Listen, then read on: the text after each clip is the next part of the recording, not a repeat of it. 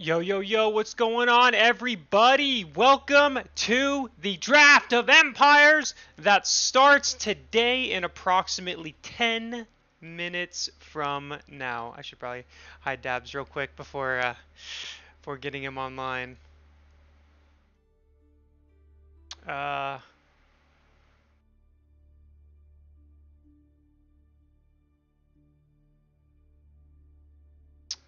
that way you guys can't be little creeps, you know? Anyway, finally, the day has come. I've probably talked about it too much on stream, but the Draft of Empires, a $1,400 tournament, is starting here in the next few minutes. The brackets are finalized, and I'll be getting Dr. Dabson in here in just a moment. Bytor75 just subscribed. Wow, 55,555 months. Leave that there for poggers. today. Kino_Blues just subscribed. 55,555. Let's go.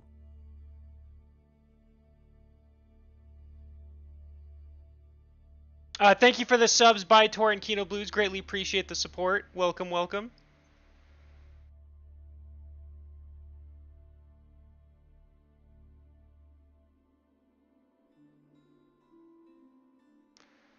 Alrighty.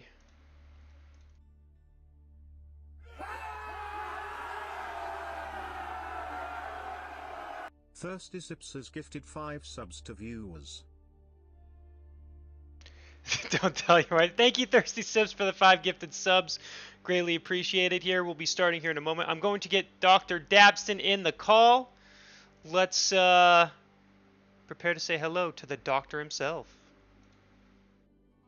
Hello. Yo. Hello, hello. Hello, hello. Who is hyped about today? I am. It is about time. Miss Ibs, a little biased over there. We all know. It's okay. Yeah, I feel like I haven't had you on a cast for a while, so good to see you again. How have you been? Oh, been good. I was planning on playing Age of Empires 4 before doing some casting today, but had to change those plans a little bit. Yeah, I did. I heard there was server issues, and I was like, oh no, oh no. I was like, please no, not today.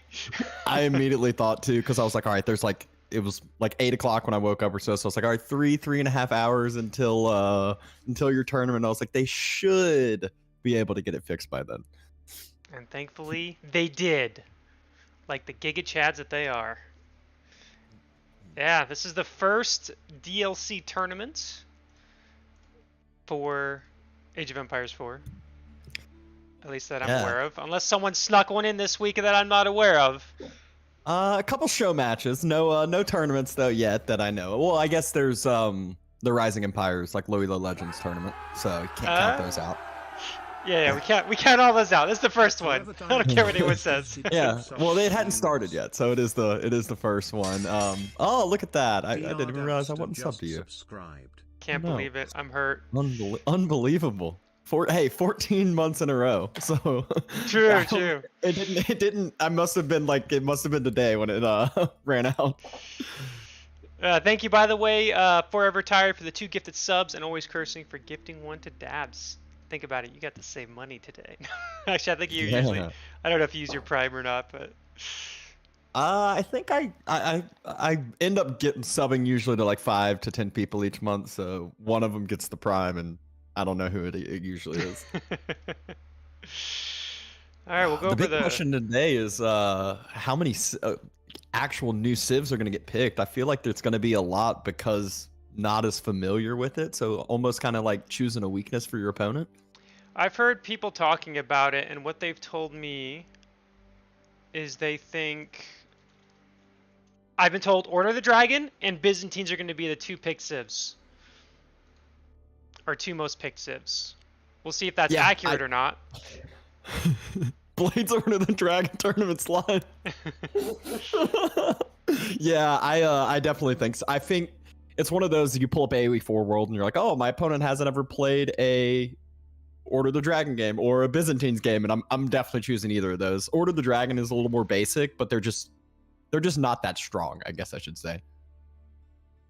You know, I've heard talk of they're not being as bad as people say from some players out there. And then, well, but most are like, nope, they're trash. Never play them.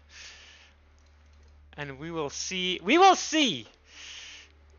The match is starting the next, like, what time is it? 10:24? 10:25? The match is starting in 5 minutes.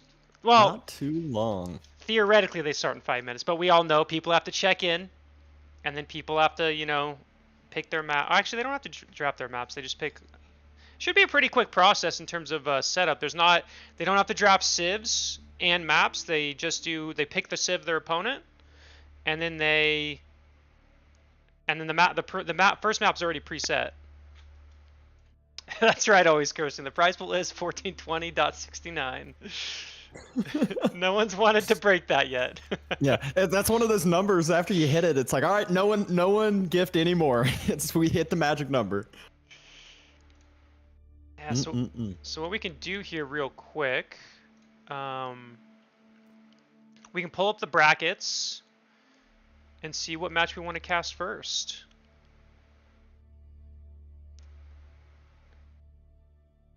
Which, how am I going to best do this? You know what? I know how to do this.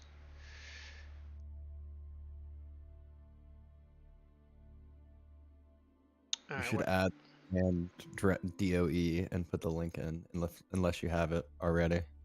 I have it as draft of empires in general. Oh, that works then. Okay, so what we're going to do, everybody, I'm going to just showcase this. This works how I want. Ah, I've disappeared. That's okay. Wait, why do I feel like this did not go to the right URL? That is not the right URL. All right, let me try it again. Let me try it again. Third time's a charm. Oh, probably would be best if I went to the public brackets, huh? All right. Don't worry, guys. We'll get it fixed. Professional caster here. Professional streamer. All right, now we got the right link so that we can actually see. Corvinus versus Wham in the next round, I guess I should say. It's a good one. GUA versus Vortex is going to be next round. Gully Deckle versus Isanch is going to come on soon. Let's see if I didn't really link it to where I wanted it to. Okay, this is not working out how I wanted, so we're just gonna redo this. Okay. Professional streamer and caster alert. Let me just do my desktop.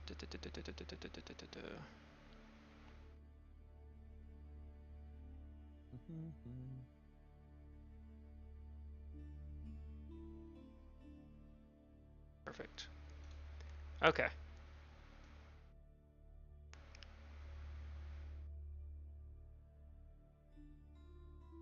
Hey Kaiser, at least it's not round 1, right? Wait. Dabs disappeared. Oh no! Why'd I disappear? I'm not sure why you disappeared. I didn't close it out, so it's on your end. Did you drag the... If you still have the browser source, just drag it to the top or bottom. I don't know which side. It's at the top. There we go. Okay, I just had to refresh it. Okay. Well, there we go. All right. I'm playing too much Rogue and D&D. Alrighty. Oh, well, get the dark mode, man.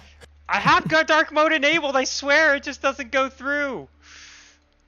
Oh, my start.gg is completely dark. How do you make it dark? Is there an I don't account know. setting? I'm not sure if it's a Chrome account setting or if it's through start.gg. But I have it on my like Firefox settings to be in dark mode, but for some reason it doesn't do it on like stuff like this. It does it on everything else. You guys are all getting flashed today. Okay, we're just gonna go over this real quick. Through the door. So matches are already starting. People are checked in. Looks like we have Corvinus and Captain Nando already checked in. So the others should be. So what would be the best first match? Revolt versus B, not 3DB, but I think isn't that CSO? Is that CSO? Oh, that might be. I think that's CSO. So I would say that or Gully Deckle versus Isanch would be the best like round 1 matchups if round 2 isn't starting yet. Perfect. There's nothing. Well, there's Shelby versus Garneth for round 2. I don't know who No Meta is or Empire. Lash is playing Scatterbrained. Mahodo Zerton. And Mahudo Zerton. I feel like to practice for this, it's just like, all right, play Order of the Dragon and play Byzantine. No one will ever know. Gully versus Isanch, well balanced. Yeah, I agree, Avely. Okay, that'll be our first match. So first match, we're gonna do Gully versus Isanch, which I don't even remember where that's at on this. I know I saw it. Oh, Towards the bottom, I think. right here. And then we have, yeah, and then after that, you know, we'll have, let's see, who do we have as next matchups to go over? Like Myriad versus Numadon. Wham versus Corvinus. Oh, yeah, we got to do that one. That one's a hard one. And then, yeah, that's the one that pops up. Vortex GUA would be fun, but Vortex is probably scary on the new civs, I'm sure. Yeah, okay, so we'll do that first, and now we'll stop flashbanging you guys. Oops, I hit the wrong thing, as usual. There we go. Okay. Is this the same tournament that Beastie is playing? Yes, Beastie is playing in this tournament. And he is checked in. Alright, at least I'm pretty sure he's checked in. Yeah, he is. He's actually playing the winner of Gully and Isanch. Oh, perfect. Hey, sorry, Eternal. Yeah, if the tournament started, I can't really get anyone in if they're not in already. It would reshuffle all the brackets again. Yeah, it would just mess everything up.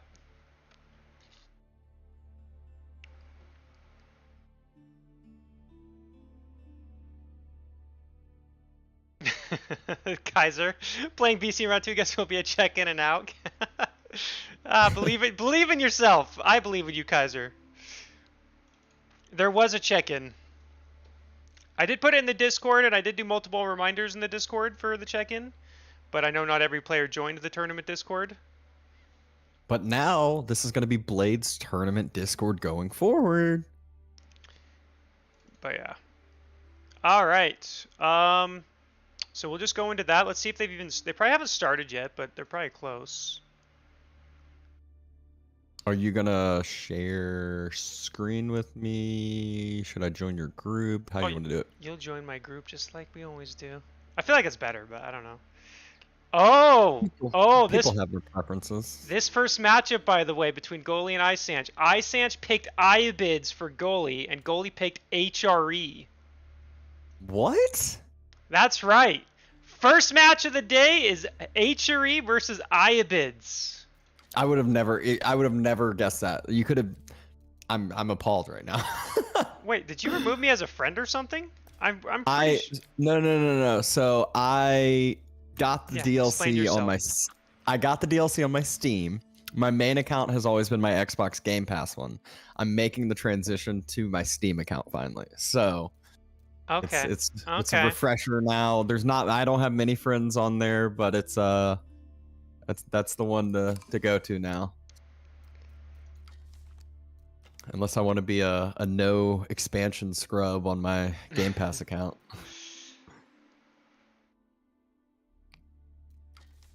Yeah, now the thing is, I don't know if I have Isanch or I don't think I have either of them on my friends list, which means you probably don't either since you're on another account, right? Nope. But the good news is, unless they broke it again, observe mode should be working. Oh wait, I think I have Isanch on this. Oh, that's a different Isanch.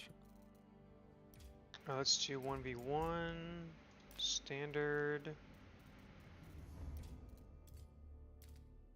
Okay, that messed it up. Oh nope, it didn't. Okay, let's see.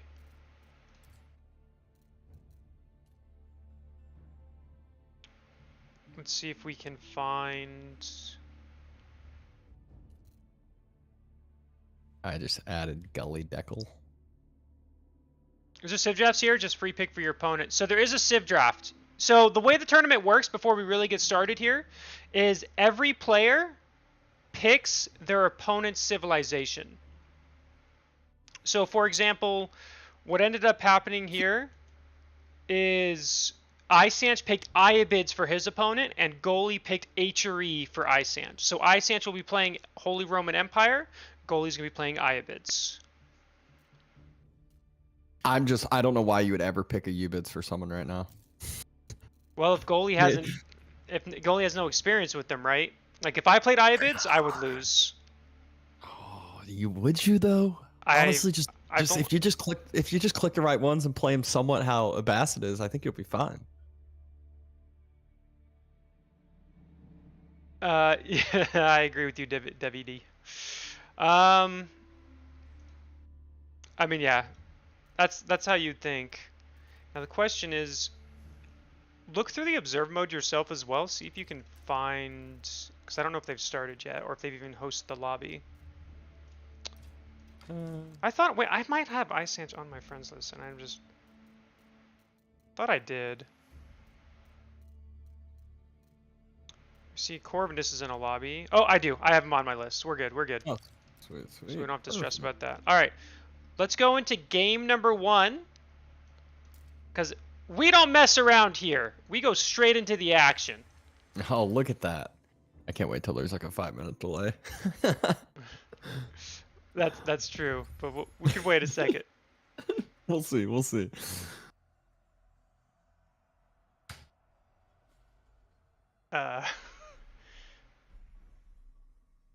It's trying.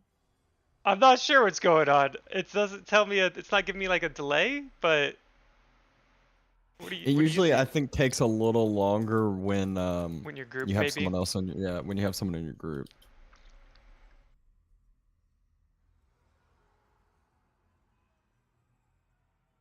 All right, well, we'll give it a minute, but as we can see here, Isanch is playing as the HRE and Iabids for Goalie there. This is one that if Gully knows the Ubids, there's a couple really strong builds I feel like you can do against it. Oh, I have to remove something. We're gonna pause this for just a second. A couple things I forgot to do because I'm a noob. So we don't need that anymore. Call the arms. I also need. It looks like the score overlay's not working.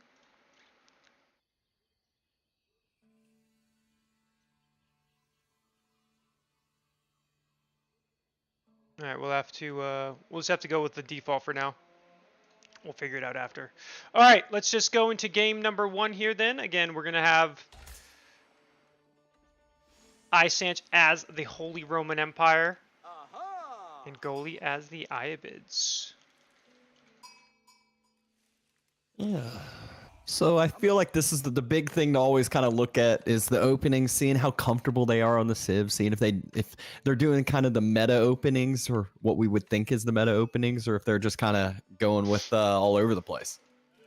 Yeah, and so I'd be curious how much experience Goalie has with Iabids, and if he has much at all. Because again, you're right. From players I've talked to, Iabids is considered a super strong civilization at the moment. And, Holy Roman Empire, before the patch, before the expansion, was considered one of the worst, if not the worst civ at the high level. And this is one where, so Ubids, they're really cool because you can actually do like 4 different openings and build paths with them if you really want, depending on how you want to play the game. The one I would lean towards the most right now, especially against some HRE, would be the good old casino. It's the F key, the Bazaar Wing, and it is just such a strong ability. You do have to kind of adapt for which tickets you get, but it's a really cool way of starting out the game. Yeah, so it's like every 3 minutes a trade caravan arrives and you get a random selection of items from it, if I'm not mistaken. Correct. And it changes, right? Yeah, so you have, there's 7 different options of what you can trade those tickets. You get 4 tickets to use before your next refresh. And there's villagers, 2 traders, Benduin swordsmen or skirmishers, which both are very, very strong units. And that's mainly the reason why I think he should do this against HRE. If you get either one of those, you just immediately spend your 125 gold, either get 2 swordsmen or 2 skirmishers. Either one causes so much of a reaction from your opponent. The skirmishers have extra damage against all infantry units, so they basically force out horsemen. And the swordsmen have extra damage against melee units, so they force out archers. Yeah. Yeah, that's interesting, because, yeah, I don't know. It's funny, I played this expansion for a week straight almost, but I don't know too much about him. But it looks like he's actually going to put the economic wing with the 3 villagers, and then his orchards will gain an additional 50 food. Now, what do you think about that as a Sage up to feudal?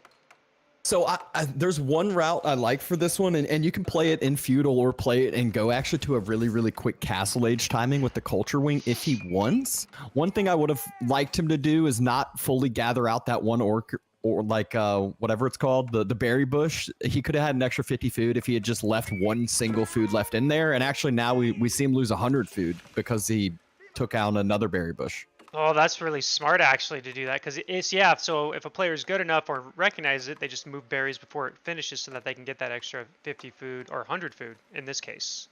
That's actually a very good point. Yeah, and so one thing to also kind of talk about, since these are the new civs, you might not know all the intricacies, and Ayub is the one that I clearly play the most, is when you go up to Castle Age with these advancements, they're similar, like they're the exact same upgrades, but obviously they increase a little bit for castles. So instead of 3 villagers, it's 8, and an additional 100 food per berry bush. So it's actually like a crazy power spike that you can get with going up to Castle Age. But enough of all that, we're starting to see feudal, so we're going to see what both of these kind of players start to have in store, seeing if we're going to have some early aggression, or both of these civs can easily take the more economic path. Yeah, it looks to me, looks like, so Isanch is going to be going for that 2 TC, already going for the stone. Now, I'm not sure if he's familiar with the fast 2 TC build order with HRE, because I know you can have the second TC started by like 4:30, 4:45, and I think this is going to be quite a bit later, just because, you know, he's only just now getting on the stone, but maybe I'm wrong. Yeah, will be quite a bit later, not to mention Gully over on the other side. He's dropping his first production building. Stables is on the way and has a couple different routes he can take. He can choose to build those Desert Raiders now that have a quicker movement and the melee as well as archer ability as a camel. Yeah, and the other thing to note is for Ayabiz is the Golden Age is a little different. Like the first one's kind of the same, you know, gather rate by 10%. But once you get to like level 2, research speeds up 50%, and then level 3's production speeds up 20%, and then there's a couple more that will likely not see this game, but no. Yeah, still just that 3 villager eco lead due to that wing upgrade, and it's one that, you know, it kind of makes up for the inspiration that HRE is getting just a little bit. Isanch doing a great job scouting out the horseman right as it's crossing over on the map, pulls the vills, and he's going to be able to get this second TC down before the horseman arrives and is able to do too much damage. Yeah, exactly. That's one of the strengths of the HRE. And, you know, despite being a little later than I thought, it was actually quicker than I thought still. He still got it down by 5 minutes. And, yeah, by the time this first horseman gets there, it might get 1 villager kill. But I don't, well, maybe, I don't know if it'll get 2, but we'll see. I think he's just going to pull back, the lower health vills, and he might not even lose a vill if he micros this correctly. Yeah, it looks like he's just sending him straight back, he's not even waiting for a couple hits or anything. So, likely, he is going to lose 1. Made the mistake of sending back one of the low health ones, but TC is up, and this is where, even still, this is a huge win for Gully. He's up 4 villagers. That second TC is up, which is a kind of a big payoff timing now for HRE. He's already got a lot of production, and he can really turn this into some heavy aggression. Yeah, we have 2 archery ranges, a stable, and a blacksmith already coming down. So yeah, this is definitely going to be an aggressive opening, whereas on the other side we have 2 stables and a barracks coming out for Isanch. And this is where I'm going to take the time and talk about the Bazaar Wing again, because yes, he got those extra vills. Yes, he got a little bit extra food, but he could have traded for extra vills already. He could have traded for some earlier swordsmen, some more aggression, and really had an even bigger leg up in both economy and military going with the other wing. Yeah, that's true, because you can get those really quick. Of course, there is a little bit of, RNG in what you get, but because maybe you don't get that option for the villagers, right? Whoa. But look at this pressure by Gully. Right off the bat, he's got archers on the wood line of Isanch, and Isanch not reacting yet. This is the inspired wood line, and there's not a good place to really reallocate to get wood from. Yeah, and there's already 2 villagers going down for Isanch here. We do see, again, a first horseman, first spear. Another horseman on the way. I mean, this will be forced back as more horsemen enter the fray, but, he is catching up on Vills, though. He's only down by 2, despite losing 2, and with Ibid's coming in with that extra 3 on the feudal age up. Yeah, the key here, though, Ubid's at least going to be getting some of these techs behind there, so might not have the same amount of villagers in a little bit, but his villagers hopefully working at a equivalent level as the inspired ones. Yeah, we're just seeing a barracks coming down for Goalie now, so he is not going to be letting up on the aggression. Already has +1 attack, and is continuing his relentless assault. Yeah, the +1 range, you can already see it, how much extra damage those archers are able to do to those tanky horsemen. Just that group of 9 or so was able to, I think, 3-shot or so the horsemen. And once those spears arrive, there's not really going to be too much that Isanch can do with this horseman mass. If the spears arrive. He made a barracks. He's just not making anything out of it. Yeah, no spears yet, no upgrade. I mean, to be fair, Desert Raider, which... that's a pretty hard counter to the horseman here. Who needs spears? Really cool unit too, the Desert Raider. Like with the fine micro, you're able to switch from melee form, swap on over to the range, get an extra attack or so off as your counterparts run away or try to close the gap. And ooh, it looks like Gully is fully planning this to be an all-in. Yeah, he's definitely, he's going for the ram. And now, will he be able to take this out, though? I mean, this will be, there is emergency repair. So it's not like HRE is completely, relying on it. And he is going to lose the first Desert Raider. Desert Raider is down. Yeah. The one thing that is the huge win for Gully and this all-in right now is if he's ramming down the second TC, look at where all of the food right now is for Isanch. She's on those last couple bit of sheep, but the berries and the deer are both on the east. So if he forces an attack here, it might idle out all of the food. But for now, it's just kind of being that horseman trying to be the distraction for the time for Mai. I think that's exactly what he should be doing. I think it's one of the things that you kind of see the difference between a player like Beastie and almost everyone else is these horsemen would be raiding right now. He would be going for the deer, going for berries, because it can be such a distracting thing, and that's what can really turn a game around if things are looking dicey, is people trying to deal with raids, and then even forgetting to attack or pulling back their whole armies sometime. Yeah, or not allowing those reinforcing units to come on up, but Archer's able to find another Vill pick. Isanch needs those villagers to be working on those berries. The reinforcing horsemen have arrived, and there's not quite a ton of spearmen there for Gully. Another Desert Raider, though, and Archer's doing a great job kiting back. Yeah, it looks like there's only 2 spears left. They're kind of hurt, and yeah, that's it. These archers are going to get cleaned up. There's nothing to keep them safe anymore. There's 11 horsemen on the field, and archers are not bad, but 20 archers doesn't stand a chance. Yeah, I felt like he dropped that barracks early, just didn't get the spears out in time. Horseman getting a great surround on those archers, really getting all of the mass cleaned up pretty quickly. One Desert Raider arrives to help out a bit, but Gully is really losing the steam that I felt like he had a bit ago. Yeah, I mean, this went from, looked like it might be scary for Isanch to complete cleanup, and now he's looking pretty good. He is out of deer, though it looks like he's moving to the berries on the left, and his second deer pack is way out here. Though he does have a boar not too far to the top corner. Yeah, still, this is at the point, though, that you feel pretty good. You stood off from the first big push. He's starting to wall up on the west side. He's even dropped a few farms next to the chapel to have some long-term slow food gathering for himself. And, I mean, he's got the Vill lead now, and he's the one starting to be the aggressor. Yeah, so the question is he going to start saving for that Castle Age, or is he going to try to counterattack? I mean, he is still making units, so it looks like Isanch doesn't seem to have a desire to age up yet. And on the other side, we still see more and more units coming out for Goalie as well, so he doesn't seem to be focusing on an age up either, and even throwing down another barracks. Yeah, and you can see he has that 1-1-1 this time. It has invested in a few more spearmen and invested in quite a bit of horsemen himself, which makes sense considering he saw Isanch having that transition to a few more archers. Yeah, it looks like Isanch was going to go raid and then caught Goalie's horsemen that were going to be sent out to raid, but we also have walls coming up, so, you know, the raiding likely won't do much. Ooh, and Phaling's going to be coming in for the Ayyubids, but not before he loses both of those villagers out on the gold.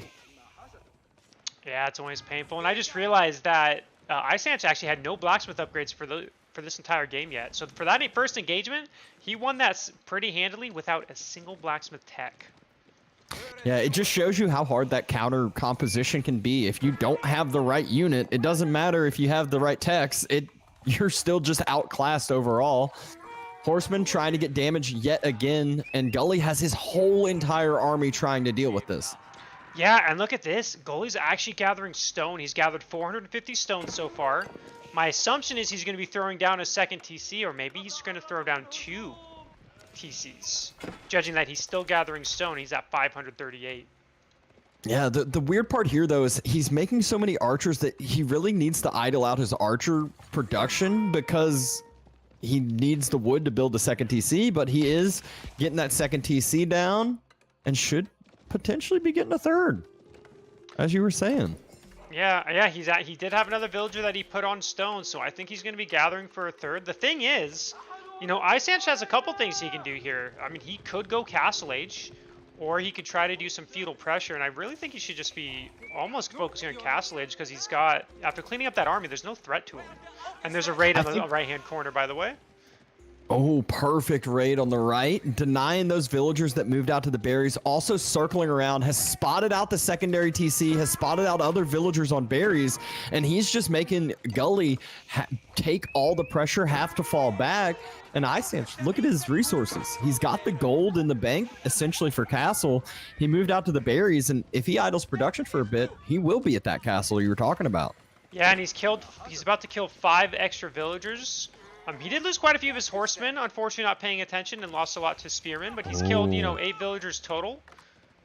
And, ooh, there's a raid going on his side of the map, though. I think Gully's a little distracted. Yeah, unfortunately for Isanch, he was not distracted. His horseman got cleaned up, so he was focusing back on his base, has that archer mass, pulled back the vills ahead of time, and didn't even take much idle time from this raid.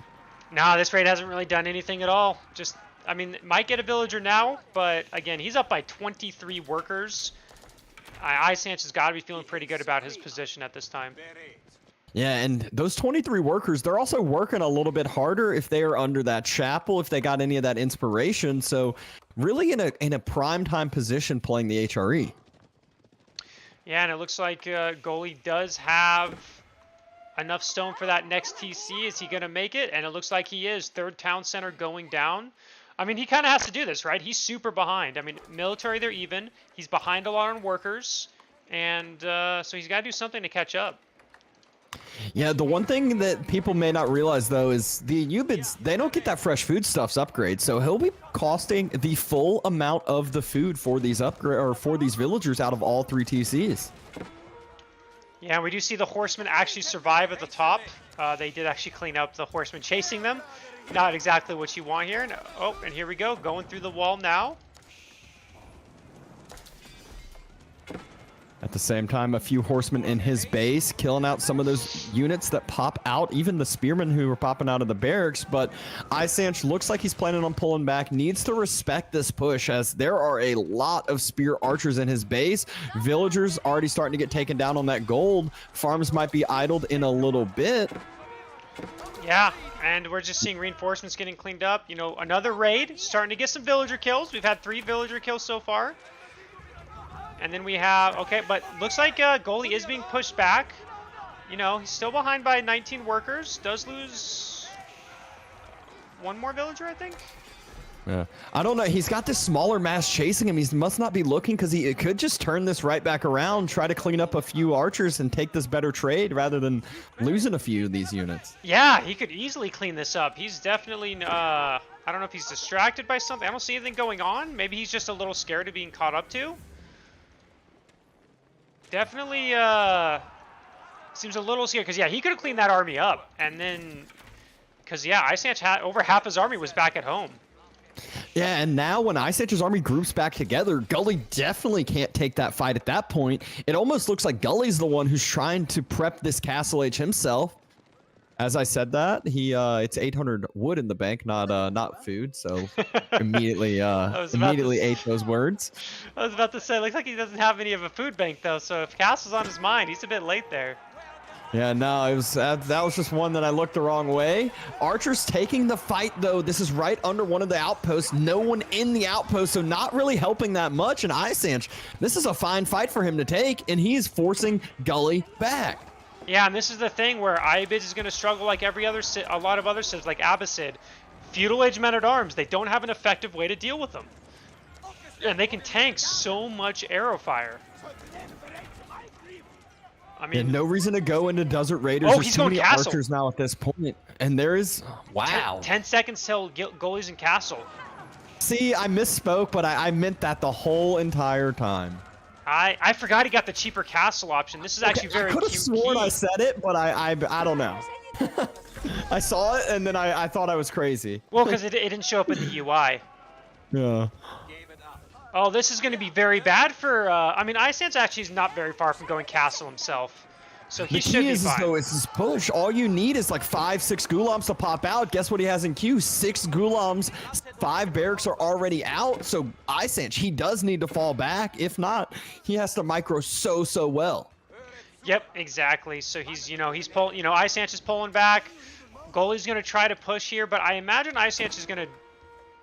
I was going to say go to Castle Age himself, but he's only got 2 villagers on gold. He actually used the market to sell resources to get to Castle, and still only has 2 villagers on gold in general.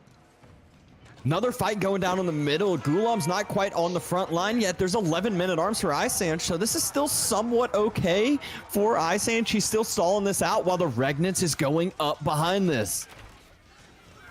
Yeah, Regnant's going up. He really needs to. Ice Anch really needs to pull some workers and get them on gold, because he's going to get the Castle Age and he's going to have no way to upgrade to veteran tech, blacksmith techs, which he's already lacking on a bit. Like this Castle Age isn't going to do much for him once he gets there. He can't make knights either. Yeah, ranged armor number 2 is coming in. He just doesn't have a ton of food in the bank, and Gully forcing his way forward. Looks like he might be heading right towards that wood line again, right towards the whole entire chapel farm area. Yeah, and we do see, again, he's pushing through. He's going to idle his economy. Again, only 5 villagers on gold. Oh, there we go. Ice Anch at the top pulled 28 workers and put them on gold immediately, realizing, oh, wait, I don't have any gold. That's very important for Castle Age, by the way, because if you get the castle with no gold, well, your castle's not doing anything. Yeah, he made a different farm transition over on that north side by that gold as well. So even though these farms are idled, that's not all of his food economy. He is being forced back quite a bit. Archers trying to help fire. Those are not veteran archers yet. They have no upgrades. They don't have the extra damage. And Gully's got wedged rivets in. Look at those Ghulams. They are absolute tanks on that front line. Yeah, I like what Ice Anch is doing, though, recognizing that. He's focusing down the archers. Those are the real power dealers right now. So if he can take down those archers, then he can deal with the men-at-arms with knights, as he does, as his own knight. He can maybe start mixing in his own men-at-arms as well. Though, look at the damage that's been done behind this. Couple archers split off, killed out a ton of villagers, and Gully has taken the Vil lead while keeping this pressure up. Yep, and there's not enough knights. 2 knights is not enough for 10 Ghazi Raiders. Archers are going down. Goalie is, I mean, he's killed 31 workers. He has a villager lead now. It's 85 to 75. He used to be behind 20. Villagers pop back out, back on the farms, but the farms are not safe, and reinforcements come in for Gully. This whole entire chapel spot is getting crushed. It looked so good for Ice Anch for so long, but he just didn't respect that castle timing, wasn't able to adapt in time, and I don't know if he's going to be able to stabilize here. Yeah, look at that food economy. He's only got 800 food per minute. Like, he does have food coming in, so he's not dead yet, but is he not dead, though? I don't know. It's looking pretty bad for him. I'm not sure he can hold this anymore. He hasn't even put that relic inside the Regnance. Prelate is just standing over there because so much craziness is going on, and It's 21-8 on the military units. Yeah, I always like to pride myself in being honest, and I'm just gonna say it. I think Isanch is dead, guys. I don't think he's coming back here. His economy's idled. There's a lot of golems in his base. 6 golems are coming up to where he's getting food and gold. That's about to be more idled economy. I'm not Immediately seeing... takes down a Vil, and behind this Gully, he's got the Cambulances, the Dervishes that are able to quickly pick up those relics and bring them back on home. So forget the Regnants getting dropped and maybe having some ability to come back with the relics, because he's not going to get too many of them. Yeah, and there's more and more. 44 workers have been killed so far. There's still 5 in the main TC, 6 golems in the second one. They're just killing villagers. They are slaughtering them. This is a war crime, is what we're witnessing live on Twitch. Yeah, Isanch has just constantly had his population number continue to fall, not being able to stabilize, not being able to get his feet back under him. Yep, and he is back on his farms at home, but again, there's still a golem there. And more golems. These villagers are running. They're trying their best. And now Goalie has a 35 worker lead. More of the villagers on the farms, and I mean, if I'm Isanch now, I just throw in the towel. He can't be all over the map. He can't stabilize here. Every time he gets a knight, a couple crossbows out, they essentially just get taken right back out. Yeah, I mean, it actually looks like he is kind of stabilizing, because Goalie, I think he kind of had to do a farm transition in the middle of all this. And so he didn't have the food to really spam a bunch of units, because his reinforcements have really been slacking, and he doesn't have food in the bank, so it's not like he's not macroing. So I think Isanch might survive for now, but... Survive, down 45 villagers, down a couple relics, and Gully, he's starting to drop the ram, so he's getting to the point where he just wants to end this game. Starting to take out those farms around the chapel would be a great start, just not allow any food to be gathered. Now the question is, will we see the Tower of Sultan?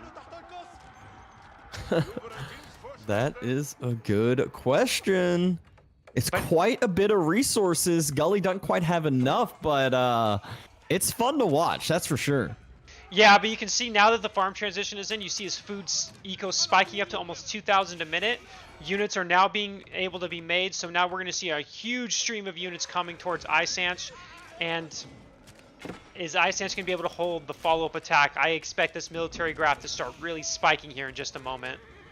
Yeah, even still producing a couple horsemen to help deal with those crossbows, making some crossbows himself, Gully is. And I mean, he's just kind of, I feel like he's doing one of those things where you start clicking your production, you just make a little bit of everything just because you have so many resources, so much production, to just send it all across the map. Oh, look at this though. Goalie is not going to be able to stop. Like, Isanch is actually going to sneak a 3rd relic here, which he needs. He needs all the help he can get right now. He needs the relics, and getting 3 when he shouldn't have been able to is really, really good for him. Assuming this makes it all the way back home alive. That is a long journey. He'll run right past a TC, but Gully, he looks a little focused elsewhere, which makes perfect sense. He's trying to get this game ended and has himself in a great position to do exactly that. Yeah, and don't forget, secondary TCs do not have an auto fire like main TCs, so the prelate's going to take no damage as it walks right by. All right, come on, Goalie. Give us the Giga Tower. We want to see the big tower. He's got plenty of the gold in the bank. Doesn't quite have the wood needed. He's dropping more and more production. 3 more archery ranges, another barracks. Yeah, I mean, he really wants to put up the pressure, and he needs to, because, you know, maybe Isanch, I don't know if he's looking for it, but he's starting to bank some food. He could potentially be trying to go Imperial Age here. And that could be a comeback mechanic. If he could get to Imperial Age and stabilize, and, you know, if he somehow can hold this attack, though, I'm going to be honest, 180 food to 105, I don't know. I don't even know if that would be enough. And look at the 2 gold positions from Isanch. He just had to move all the way 28 villagers to that west side gold. Gully is forcing the pressure at the exact spot needed, dropping a keep on the eastern gold. There's literally going to be 0 gold for Isanch to get if Gully just pressures this exact location he was. I actually really dislike that keep placement. I really think this keep placement should be right in front where that gate is and just deny those golds. Yeah. Oh, and Imperial Age coming in for Ice Age. And this is his best chance to come back into the game. Double Mangonel being dropped for Gully, so those crossbows, those ranged units on the other side, not going to be too effective. And Gully's got plenty of spears to help deny any aggression on those Mangonels, so it will have to be Springalds or Culverins. Well, we have 2 Mangonels coming out, and this is going to be trouble because I am pretty sure we don't see any... I'm just looking for a Siege Workshop, and I'm not seeing one, Nope. so there's going to be no... Yeah, there's going to be no Culverins, although he's just kind of chilling there. Look at how much Ice Age has on wood too, so he's not going to even be able to transition to siege really quick until these villagers on Swabia go back to, if they go back to wood. Yeah, kind of split it on up. And there's another keep for Gully on that next bit of gold. Again, this could be a little bit more aggressive, especially after hearing Swabia. I would have expected this to be a little more aggressive. I wonder if he doesn't realize how far ahead he is, because, you know, as casters, we see everything, and it can be difficult sometimes to judge the situation. But, because I think if he knew how far ahead he is right now, I think he would have done a forward keep. Yeah. I think that's one of those things when you're A-moving with Gulams in the base, you really don't know how much damage you do at times. He knows he does a ton, and look at the Mangonels! Yeah, Oh. yeah, but he used that siege ability, which I believe doesn't do as much to infantry. I mean, it has a bigger AoE effect, and so it's just able to get on all the farms, get on all of the ranged units. So even if it didn't do a ton of damage, it's able to do damage to all of the units, which when his crossbows are spreading, he's just now cleaning up the rest of that Ice Age. He just all of a sudden, you blink, he's down to single-digit military units. All those farms are being burnt down too. He needs that food. He's got food in the bank. Where's the production? Where are those units? Yeah, he's not making any units at all. All his barracks are idled. The stables are idled. I don't understand what's going on. Yeah, I'm not really sure. Oh, now it's like he just realized, okay, I need to get my upgrades and my units. Definitely seems a bit of a mistake. Ooh, and we got the cool... Oh, and now Gully is also in the Imperial Age. And look at those nice little... The Mangonels just raining hellfire and everything. I mean, they look cool, right? That's all. You can definitely see that. When they fire, they look really cool. And there's all the gold. Ice Age can get no more gold. He's got 1,000 in the bank at least. He does have 3 relics behind this in Regnant, so a good bit of gold generation from that, but it only matters if you're using this, and he doesn't seem to be using too many of the resources, and if he does, Gully's max pop.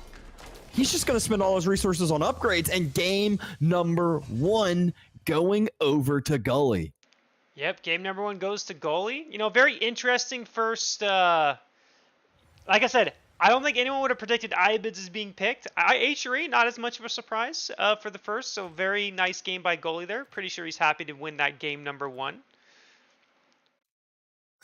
I mean, that definitely felt like there was a huge timing that Ice Age could have taken advantage, could have kind of closed out the game and really gotten to HRE's Exodia factor, relics, Swabia, all that, but was not able to deny that Castle Age timing push from Gully.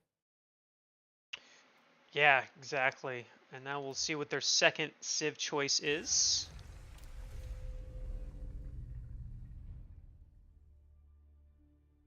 Do I click quit and then have to rejoin your group? I think it makes you, I guess. Yeah, okay, cool. You know, the usual. The usual. To make this easier for us, I'm going to find you real quick, and I'm just going to message you so that it looks like they are in lobby for the second game. Nice. You found me first. I don't have as many people on my friends list as I used to. So, yeah, that was an interesting first game. So, Goalie did say in the chat that was his very first game as Iabids. Oh, okay. So again, it kind of comes down to he'd never played him, and that's what we're going to expect. Again, for people who are unaware, in this tournament, players are choosing their opponent's civilizations. So the goal for them, right, is to choose what they think their opponent can't play very well. Yeah. As I mentioned, though, I feel like Iabids, they're one that they don't have too much. Like, yes, they have a bunch of different wings, but the complexity is not that crazy to me. They have a couple of the wings you read, and it's like almost like French's with their passive eco. It's like, oh, you get a couple villagers and your berries do more, and you're like, all right, great. Now I just have a little bit better of an economy, and let me play off of that. By the way, Mista in the chat saying you're an amazing person. Congratulations, Babson, getting a Mista approval right there. I appreciate that, Mista. Hope your farming's been doing well. Getting everything prepped for winter. I think it's winter over there. All right. And they've already started game number 2. So, and score is working now, although I need to go to the link and so I can update the score.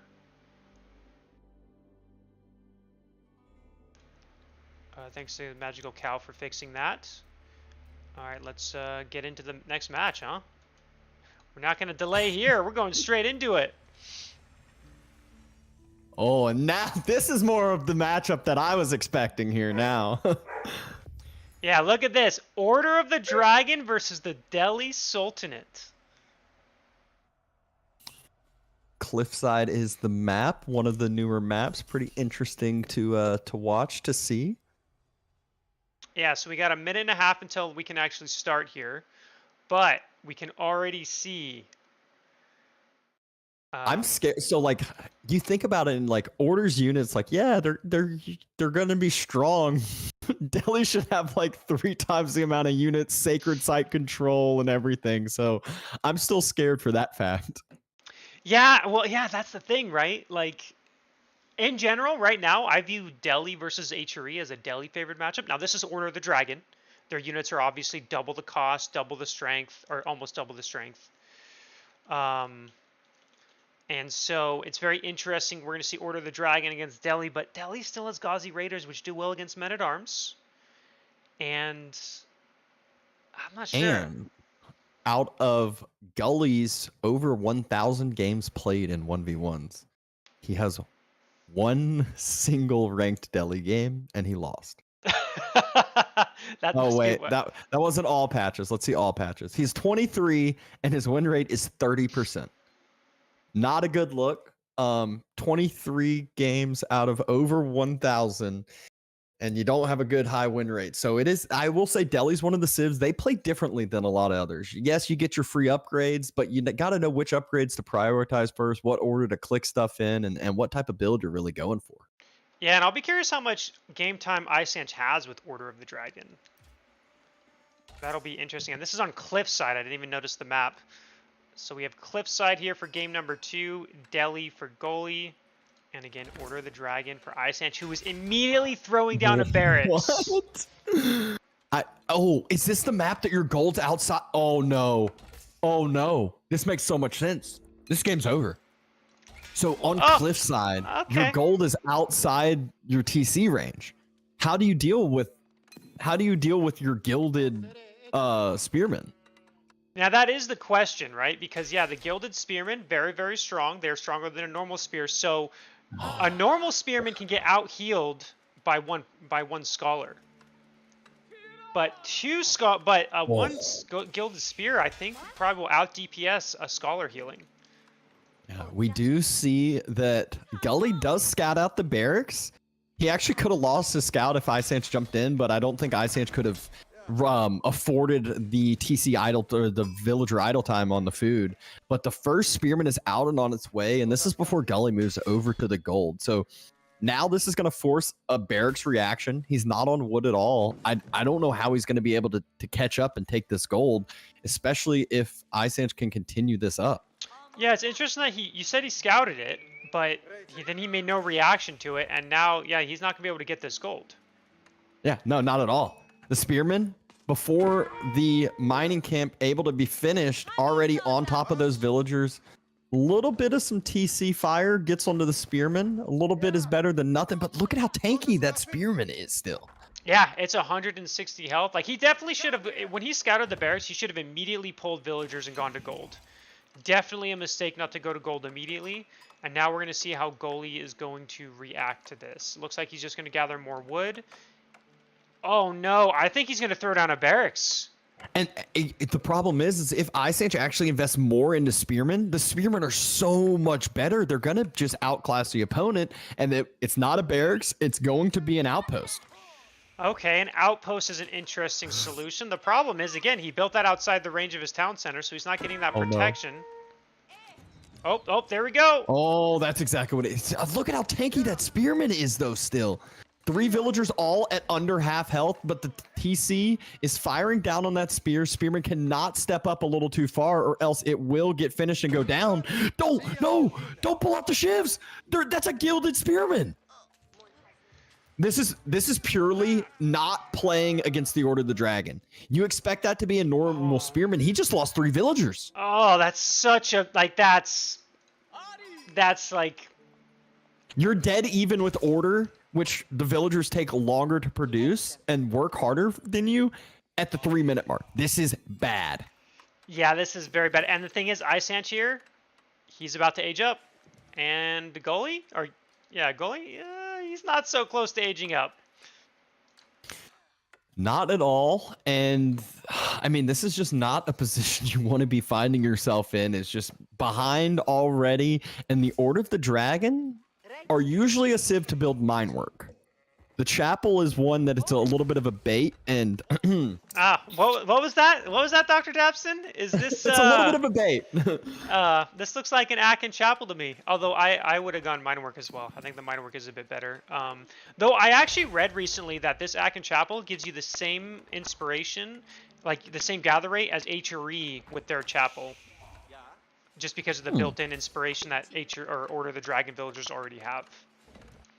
I mean, I guess that makes sense. I just feel like you're not getting too much for yourself. But hey, he's already 3 villagers ahead. Well, now he's 1 villager behind. But in reality, I would call it 3 villagers ahead here. And so now those villagers are going to be working that much harder. And from here, those gilded archers are actually where I would go if I'm Isanch. They're really, really strong in Feudal Age. Yeah, and so like this is a little deceiving. Like there's even on villagers 16, or now goalie's ahead by 1, but he's really not, because again, Order of the Dragon villagers, they do cost 60 food and take 24 seconds to produce because they do gather 20% faster or 25%, or I don't know. They gather faster than normal villagers. Yeah, I carry more resources just like the HRE villagers do as well, but looks like Isanch's plan is just going to go to second TC, and the Tower of Victory is just now starting. Gully can scout out the second TC play, but by the time he can react to it, I feel like it's already too late. He's so far behind. Villagers matter so much more earlier in the game. 3 villagers getting taken out when you got 100 villagers, that's not too much. When you got 15, it is huge. Yep, exactly. And we see... Oh, it looks like... Okay, so Isanch is going to go for a second TC. It's kind of funny. It's like he's playing HRE twice, right? Playing HRE and then playing Order of the Dragon. Kind of funny. So, and he's kind of doing the same build, or he's doing Akin Chapel. Only difference being that early Spearman Rush, of course. Yeah, and the thing here is, I think this was more map-based. This is that map that the gold's outside your TC range, so if your opponent doesn't scout the early pressure, we saw exactly what happened. You're going to force a lot of idle time. You're going to force a delay, and even with the Spearman production, he's way ahead on the Feudal Age timing. The second TC, it's already about to start being dropped before Tower of Victory even finishes. Yeah, very interesting... Yep. Man, Isanch has got to feel very good about his position. I'm surprised he didn't take a more aggressive approach, but I guess he just, definitely prefers this style, which is fine. I don't know how good this will be, but I mean, in general, he should scale better. Everything's going to be later. Grabbing the sacred sites is going to be later. I mean, just think about it. We're at 6.5 minutes, and he's just now starting Sanctity. Yeah, I've heard with Order, I haven't played them much myself, but I've heard earlier on their week, later on their week, but in the middle game, there is kind of this sweet spot for them that they can be somewhat strong, and this is kind of where I feel like Isanch can find himself here. Second TC, once it finishes, it secures up a lot of food for himself. He is dropping a Stables, which again, I would prefer the Gilded Archers just because they do so much more damage than what's expected, and I feel like one of those things when you're like playing against the Order of the Dragon and you haven't played against them much, you're like, just how we saw with the Spearman, you're like, oh, I can pull out the shivs and kill this Spearman that has 10% health. It's like, no, you can actually. Yeah, no, it's not like a normal spearman. Question is, okay, so Ice Age is going to make Horseman. And what's his follow-up going to be after that? Or is he going to try to go a faster castle? I mean, he only has 2 on gold, so I'm guessing not the castle. And we do have the first Horseman on the way as well. And I love the vision that Ice Age has been getting for himself. He has that scout parked right next to the Tower of Victory. This is why he went with the stables. It's the double range. So he sees the double range. He sees how much Gully's investing into archers and knows that 1-2 horsemen can just clean this right up. Yeah, and this feels like a little bit of a mistake to me. I feel like he should have had a barracks earlier, but maybe he expected a men-at-arm transition, maybe. Because, yeah, this is definitely like, yeah, he's going to get this wallop, so that's nice for him. Oh. But that horseman is still going to be able to go around, and unless he gets that wallop ASAP, which looks like he's going for it, this horseman will easily clean up these 4 archers. He's moving around. He's going to try to wall up the west side too, I think. Just try to get full security of the sacred site, but I don't think has the time to do so. Archers needing to pull on back. Yeah, we do see, so barracks coming out now, more archers. First spearman coming, did not get the hardened spearman yet. Horseman incoming here. He didn't stop his reinforcing rally point. One of the, I mean, just look at how quick those archers go down and look at how little damage they do. That is 1 horseman versus 7 archers, and it's just getting tickled. Yeah, because it has 250 health, unlike a normal one, which I don't remember how much health a normal one has, but we have the second. Yes. Yeah, yes. 2 archery ranges coming out for Ice Age now, and, you know, still making those horsemen. Tried to burn down the wall, but is forced back. And we'll kind of see. So these are now Order of the Dragon archers are pretty powerful, by the way. They have a 1.0 attack speed, and obviously they deal more damage and have more health compared to normal archers, like everything else Order of the Dragon has. Yeah, I got baited into thinking that like 10 to 15 horsemen would have taken out like a 30 gilded archer combo in a team game, and I looked back after A moving and I didn't have any horsemen over there. So they do a lot more damage than I was expecting, and we do see that the range has been built for Ice Age, and he has already produced the first gilded archer out. Yeah, now they can't. Now they do have a unique upgrade, the Dragon Scale, which allows them to increase their ranged armor by 3, but that's only available in the Castle Age. And here we go. So I'm surprised Gully didn't build a gate on the wall and just walk in that way. That way he can easily retreat if needed. It feels like a little bit of a misstep, I guess is the word. Yeah.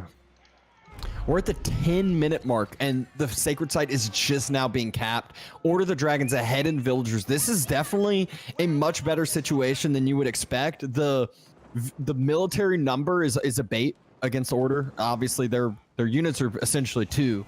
So Ice Age still in a great position right now, and the wall, it's about to get to half health over here. And Gully, he doesn't have too much. He's got 18 archers, so should be able to snipe down the gilded archers if he gets in range, but it's still going to be hard to do so. Yeah, exactly. So he has 3 gilded archers at the moment. Gully, I think the way he's played this since getting feudal is the best he can do. I do like that he's walling. He's making it very difficult for Ice Age to really move out, and this is kind of the downside of the second TC.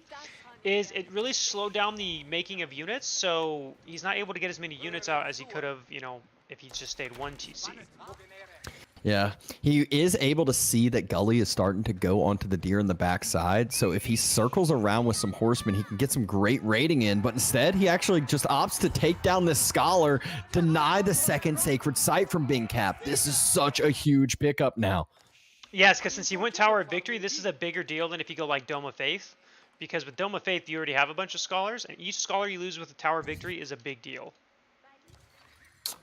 Villagers on the deer have run out for Ice Age. Gonna have to move to a different food location. Another scholar is headed its way up north, but the Gilded Horsemen are now trying to find a spot to do some raiding, and there are multiple spots in Gully's side that are quite vulnerable. Yep, let's see. It looks like Ice Age, it should see this tower, and I think he could burn it down easily. I mean, he's got no contest, but has he seen it? He didn't. He actually has no idea there's berries right there. I'm looking at his vision right now, and he does not know. So these berries will be safe for the time being. I assume he's going to go back to the deer spawn. He's seen the deer start to move around a little bit, jump around. He could see that one's dead. There's only 2 spears. Spears are nothing to Gilded Horsemen when there is that many in number. Gully needs to pull back with his army, mainly spears, but he can't really deal with this right now. Yeah, you can't just leave. Yeah, when there's 5 Gilded Horsemen, you can't really just leave 2 spearmen and expect it to deal with it, right? This is ooh, did not lose a villager though. Was actually able to escape, so that's good for Goalie. He doesn't want any more villager losses. He's had enough as it is. And behind this, he's been able to full wall, and he's going up to castle. Yep, he's on his way to Castle Age now.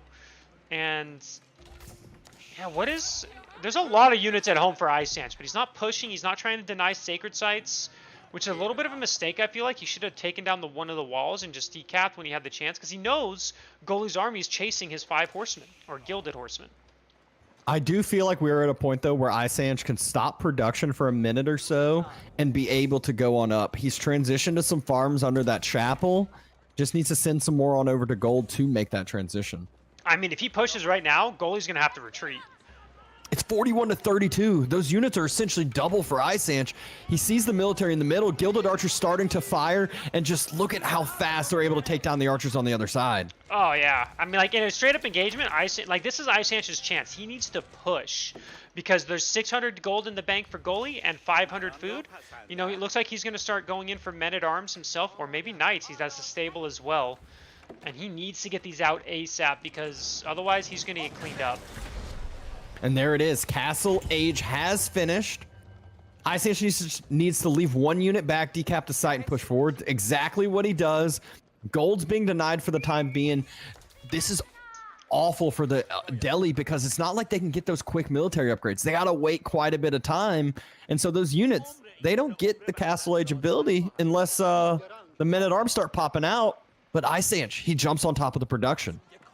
Yeah, I mean, this is such a tiny army for Goalie. Like, even for, you know, the tiny army is supposed to go to Isanch, but really, Goalie's army looks smaller, just like in terms of units quality or quantity. Yep. And I think this is going to be an easy cleanup for Isanch here. I think he's going to easily be able to take out these spearmen, then the horsemen can take out the archers. If he's not taking the fight, though, he might not be comfortable in order. He might not know how strong his units actually are. Yeah, look at the reinforcements incoming. I mean, oh man, this feels like such a like he's too scared here. I think this is a mistake. This is such an easy fight to take if he can A-move this fight and just win it. Yeah, I think he's just he's playing this a little too scared. I think he's now trying to get himself to Castle Age, maybe, not sure. Now I'm surprised Goalie's pushing this. I feel like he should be happy that the army retreated. And there we go, though. The archers, that you just blink and they take out all the spears on the other side. Only 3 left. Horsemen now are going to be able to close the gap. Another scholar goes down. No relics secured yet. Tower Elephant. That's Okay. an interesting decision. I think I would have preferred more knights than a Tower Elephant, personally. Yeah, agreed. But he's being he wants to be the Chad this game. He's like, nope, we're going elephant, baby. We're gonna show the power of Delhi. Isanch dropping even more farms. These are all in that chapel radius. And the fight's being taken. The horsemen step on forward. Like we said, not too many spears there. And actually, there are no spears left on that front line anymore. Isanch continuing to step, has the numbers. Horsemen just able to take and be that front line that they need to be. Keep in mind, those basically half as tanky as that elephant. And this is kind of the benefit that even though Isanch is in Feudal Age, his Gilded Archers are actually doing a good amount of damage to the Men-at-Arms. And so he should be able to clean this up. That Tower Elephant is actually doing some work, I think. The Gilded Horsemen are done. They're dead.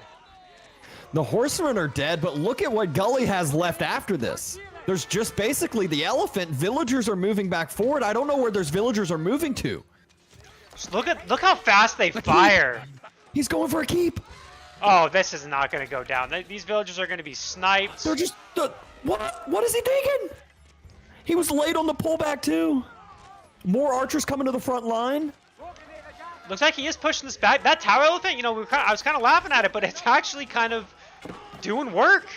It's done a great job so far, but that keep, it's so slow at going up. There's only 5 villagers on it. I felt like Ice Ange could have just run past this and just made sure to deny the keep. Still, though, he is committed into Feudal Age, and he might be losing his time, and he's losing his mass. And Gully, his is going to be crossbows. His is going to be men-at-arms now. Yeah, I noticed that Gully's been so distracted by this, right? He hasn't been able to take any of the relics yet.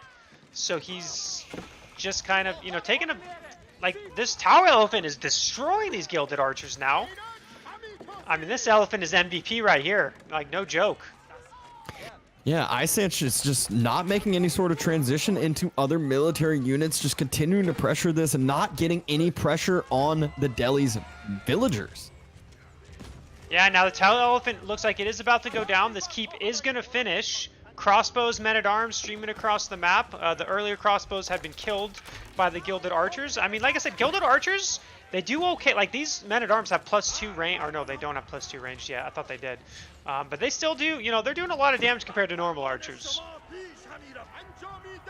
Yep. The problem for Ice Ange, though, is the villagers he just sent on over to the farms. He's trying to build more farms, but that's right where Gully is headed towards. Yep, and, you know, there's been 7 villagers killed. Or so Ice Ange lost 7 villagers. Now, again, he's on 2 TC, so he's still pretty far ahead that way. But now he's got idle farms. 3rd Sacred Site finally being taken. Well, technically the 2nd, since the middle one's gone. And this kind of just feels like a thing where Ice Ange, I think Ice Ange commits, like, his feudal attack was good, but then he, like, retreated, which gave Gully time. Why is Gully pulling back? I might just want to build his mass here. I feel like he's letting Ice Ange stabilize a little bit, letting him breathe. Yeah, he is. And the thing is like, Ice Ange kind of fell into the trap where I think he stayed Feudal Age again a little too long. And now it's very hard for him to try to get to that next stage.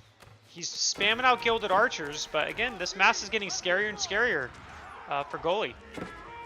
Yeah, once that men-at-arm number starts to get in the double digit, it becomes so scary to deal with. Look at how tanky they are. Getting 3-shot. Villagers have to jump inside the town center, so the villager difference has been nullified here. Gilded Archers, though, they are kiting back this men-at-arms unit pretty efficiently. Yeah, and I don't know what I was going to say there, but yeah, so we kind of see, you know, middle Sacred Site being taken. Gully is, again, he's still, that Tower Elephant is still alive, by the way. This elephant literally is just a Chad. It deserves 21 health left on it. Yeah, it deserves to be healed. This can't die. If this dies, it's a tragedy. That's just, you're treating your units badly if you're letting your Tower Elephant die. The one benefit for Ice Ange is that Gilded Archer number is starting to climb back up. He's dealt with a few of these men-at-arms getting split off. And look at the villagers killed. Continues to lose some villagers. 23 villagers killed or lost for Ice Ange. And he's not even close to Castle Age. He's stuck in Feudal. His economy is getting more and more idle, and now the men-at-arm mass is starting to get very scary to deal with. He's got 24 archers. He's getting to the point where he can almost 2-shot the men-at-arms, but he doesn't have food secured for himself. He has a ton of farms, but the farms is what has constantly been raided. He's had to move around those villagers. Still, though, not all of the relic control yet for Gully. And let's rest in peace for this elephant who did so much work and was not healed. He was treated poorly by his masters. F's in the chat for poor Tower Elephant. It's actually still 4 cycles of those those archers to kill the men-at-arms. Luckily, though, not that many there left. The archers trying to step up. They're the good damage dealers on the Gilded Archers. Yeah, and look at these Gilded Archers trying to kind of, you know, they're able, like I said, they're able to deal with the men-at-arms a lot better than normal archers, but they still tank a lot. He's losing more and more archers, and kind of like the last game, I feel like Gully kind of has this now. I feel like he's kind of got this pretty secured. I don't see a way that he can lose this because, again, Ice Ange isn't close to Castle. He still needs another 1,000 food. And 8 more seconds in that keep. Actually, the multiple keeps start being TCs for Gully. Yeah, this is kind of where I think Gully, again, he's being a little too passive with his keeps. this is the opportunity where you jam that keep in your opponent's face. Because Yeah, imagine, just drop one on that left of the chapel. All of Yeah. those farms now are gone. exactly. There's no reason not to. That keep cannot be denied. And I mean, Ice Sanch is kind of holding on, but yeah, I don't know how. But again, he's lost 32 workers now. They're even in build count, which again still is better for Ice Sanch, but you know, Ice Sanch's economy is not very good. And again, that Sacred Site timer is ticking down. More knights coming in, more men at arms. Relics still haven't been taken. No, 3 relics have been taken. No, wait, what? Gully's No, plan is 1. Sacred Site win. He's just going for Sacred Site, but he's got to keep on every Sacred Site now. Yeah, man, imagine if he put that keep just a little bit forward, like on that the hill where those farms are. Denies a solid group of farms. Yeah, the huge benefit for Gully, at least with this keep, I believe it will give him the vision of those farms, so he'll know where that pocket eco is of Ice Sanch, but I don't think it's going to matter for long as Gully is diving the TC again, and this is the final, I think, final stand for Ice Sanch. He's got those 20 gilded archers, but there's knights now, there's lancers, there's men-at-arms, and they are on top of that mass, getting that damage on all of those archers. Yeah, we just see a constant stream of units coming across the map. The Gilded Archers dropping down more and more. And, you know, he's still making Gilded Archers, but they just can't do anything. And now villagers are coming out of the keeps as well. And so that villager count's only going to grow more for Gully. And it is now 5 relics being secured by Gully. He was about to go pick up the last ones, but it won't matter. It's the 2-0 from Gully. And I think if we had paused that game at the 3-minute mark, every single person would have put their money on Ice Sanch getting up those villagers that early, but just shows why you don't quit the game. Yeah, I mean, I kind of remember when that barracks came down and someone was saying that the game was over. It was it. It felt like it was it.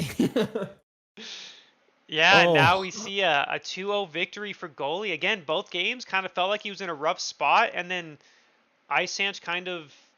I think his biggest mistakes in both games was staying feudal too long and not committing to castle when he had the chance. I think Castle Age is where you want to be, because imagine, you know, the Gilded Knights are terrifying units. They're very easy to underestimate because you're like, oh, it's only like 1 knight coming my way, but it's not, because it's worth 2, and it shows, or almost 2. It's not quite.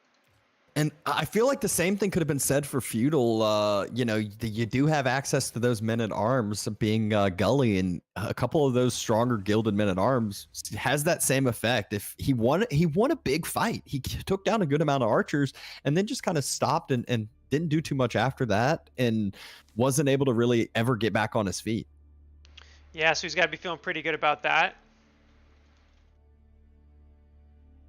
And now we get... Oh wow, the game we were planning on casting, it's over.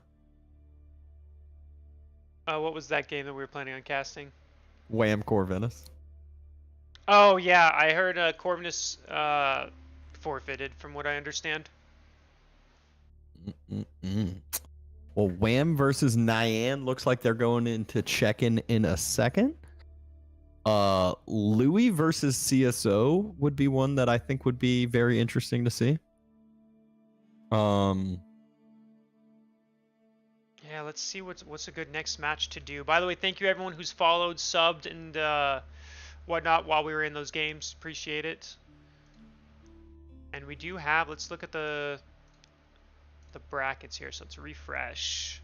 Yeah, me and Avely, we're on the same page over here. What's Avely saying? Louis versus CSO. I was just about to say that myself. It's funny. Yeah, it's too good. Too good to pass up on. I do agree. But Losing that game after killing 3 vills is pretty wild. I gotta say though, rip that to that elephant though. Deserves a rip in peace. Yes, it does indeed.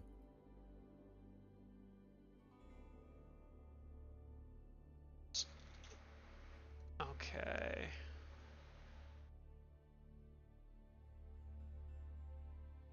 Yeah. All right, so that's what we're going to go to next. We're going to be going... Oh, I got to invite you to the group. We're going to be going to Louis versus So. Oh, man, do I have Louis on my friends list? Uh-oh. I don't know if I have either of them. Oh, I do. Whew, thank God. Okay. So, you know, that was an exciting game number 1.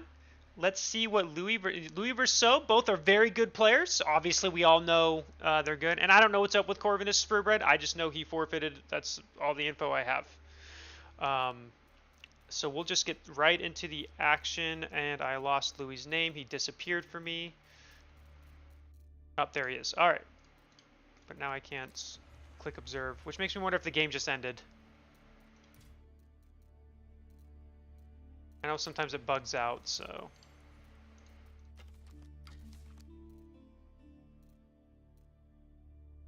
On my screen, I just went to Louis' match history. Last win was against Corvinus. Oh, there we go. Observe match is showing up. We're going straight into the action. Let's see what kind of civs they pick this time. What? Oh, wow. Okay, this... Not expecting this one. An Iabid mirror matchup. I wanted Sausage Man. Yeah, sorry, Davidi. He decided to forfeit or whatever, so it is what it is. I'm gonna go refill my water. Give me a minute.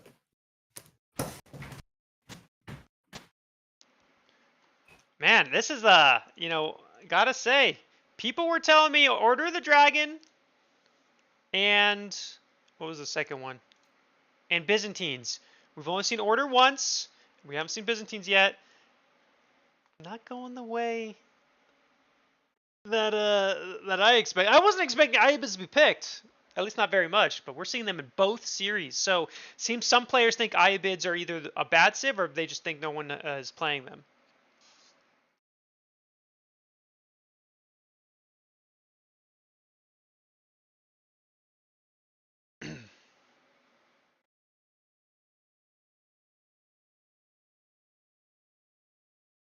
And now we wait patiently.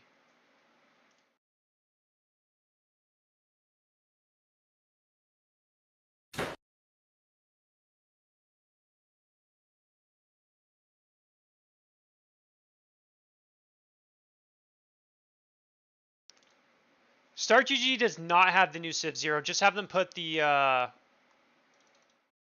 just have them pick one. It doesn't matter. I just found that out today too.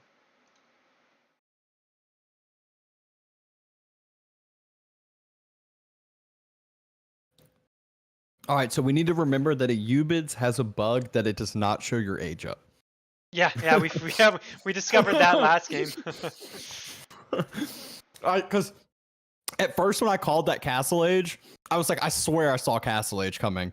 And then I was like, maybe I'm an idiot. I guess I was looking at the wood. I have no idea. And then like 30 seconds later, we're like, oh, wait, he's about to be finishing his age up. I was like, all right, I was right. Damn it. Can I sing in the meantime? I'm not a singer. I never sing on stream. I play Byzantines. I think that's the biggest shock to me today is that Byzantines hasn't been picked. I would have thought that was going to be that in order, like number 1. Now, to be fair, we're still early in the day. When does it start getting to the best of 5s? Is that quarterfinals? It's just the finals. Oh, just the finals. Okay, that's a little better then. Yeah, because I just feel like I want to cast both semifinals games, and doing 3 best of 5s in a day sounds way too long for my life. Oh yeah, that is a lot. But here we go. All right, we have our first mirror matchup of the day: Iabids versus Iabids. We have Louis MT again. Many consider a now top 8 player. I mean, he's been grinding the game. He's been playing a lot. He's in very good form. And I don't know if this is So anymore.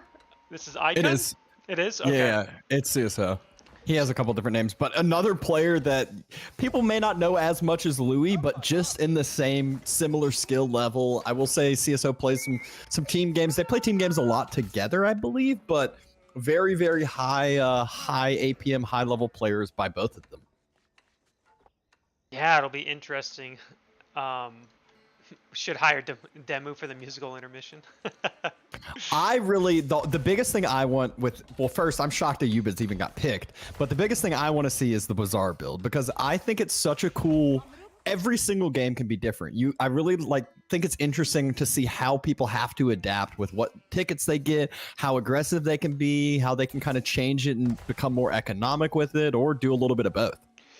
Yeah, this is where it'll be kind of interesting to see. Is there's a good chance we do now. Louis, like we just said, is a very good player. I guarantee he's been grinding the new civs. Look at this age up timing. He just he went for the culture CSO, wing. yeah, just the culture. So I had I've hypothetically thought about this where you go culture, you drop an archery range or a stables, either one, and you get a quick desert raider right off the bat. I'm pretty sure you can have a desert raider across the map pre 4 minutes. Ooh, that's a good question. I wonder if you could, because yeah, he's gonna be aged up in 35 seconds. He'll be aged up by like 225 or something. I can't do math, so I'm probably off by 20 seconds. That was right. That was right. You're good. So that's like that's a very fast age up. Funny thing is, the first time I played Ayavids, I did this too, but I didn't have a follow-up plan, so I just went up with this, and then I didn't do anything special. See, I've done the reverse where I go eco into culture, and you can get like a 5 and some change age up and immediately have double barracks Gulam production. It's pretty wild on that one too. But look at what he's got planned. He's got a villager running across. He's going to be going for an outpost rush with this as well as military, I believe. Yeah, so he's aged up. So, there's a minute 40 before Louis up, and he's probably like, what? Like, what? This is a nuts timing. Yeah, what's his plan? So he's going to do a forward archery range. Oh my god, we got some excitement here today. Forget about it being a desert raider and needing to get across. He might just go straight for archers just because this is proxy now.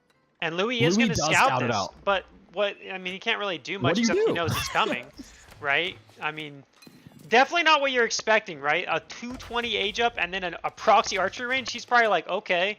And he still has a solid minute. He's not going to be aged up for another minute. Oh, you know how Louis stops this? It's all about the tickets.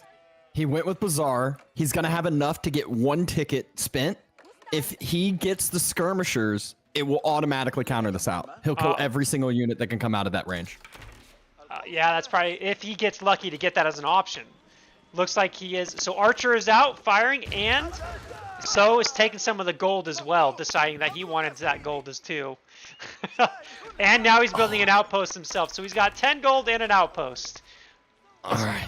The thing is Louis, if he stalls this out enough, he still has enough gold needed for 1 ticket. He has to build a house so you can actually use that ticket for something. I think you pull... Wait, outpost gets canceled? Cancels it, and the bazaar will be up in 15 seconds, and we'll see what options he has, because again, he may not have the option to make those units with the gold. It all depends on what, you spin. How lucky will Louis get? Yeah, let's find out. We're waiting with bated breath. He does get the skirmishers. He does. Yep, there we go. Look at this. So watch how strong these units are. It's so cool to see them work. Yeah, this alone pretty much counters this. Again, got lucky to have it. And now... Yeah, and now he should be able to push this back, and So has already scouted this, already retreated his archers. So he did the nice thing where he didn't stay there to lose them. He made sure to keep them alive. And so a very smart decision by him. Proxy stables, he's trying to get the correct unit out, but Louis scouts it out, and the skirmishers, they're going to go deny the stables now. Yep, that stable's not going to be finishing anytime soon. He is forced back. Spear go bye-bye. Another archer and a spear come out, and that archer, that archer's in pain. It's dead. Oh, the archer goes down, rip in pieces. Stable is at home though, just now finishing. So the good benefit for CSO is Louis has not been able to be on the gold. He split off an archer and went to the backside gold too. Very smart. Louis was 7 gold away from another ticket, and he could have bought 2 extra villagers, which again, Louis is up a bill right now, but could be up a lot higher. And this is what I was talking about with the bazaar being economic and militaristic. He's denying this push, and he's going to be able to get up in villagers. Yeah, it's like it's one of those things that I don't think So's aggression here really paid off. I think in general he's not going to be very happy with this. I think he was hoping to do a bit more damage, or was hoping to at least get a tower up, and wasn't able to get either. Is going to lose his Desert Raider because again, even though it's in melee, it doesn't have any ranged armor, I believe, and he actually just calls it. Yeah, I mean, I really feel like the outpost that he was building, I don't know why he canceled it. I think he canceled it for a barracks, but the problem is like it was all about the units that came out of the House of Wisdom. He had to scout it out and see what it was, because I get the like canceling the outpost, but either keep the outpost up or get ready to drop a stables, because you had the correct unit if the swordsman came out, but you didn't have the correct one if the skirmishers did.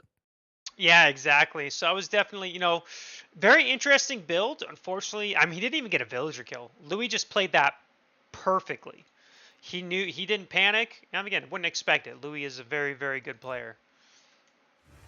And yeah, so game number 1 is going over to Louis there.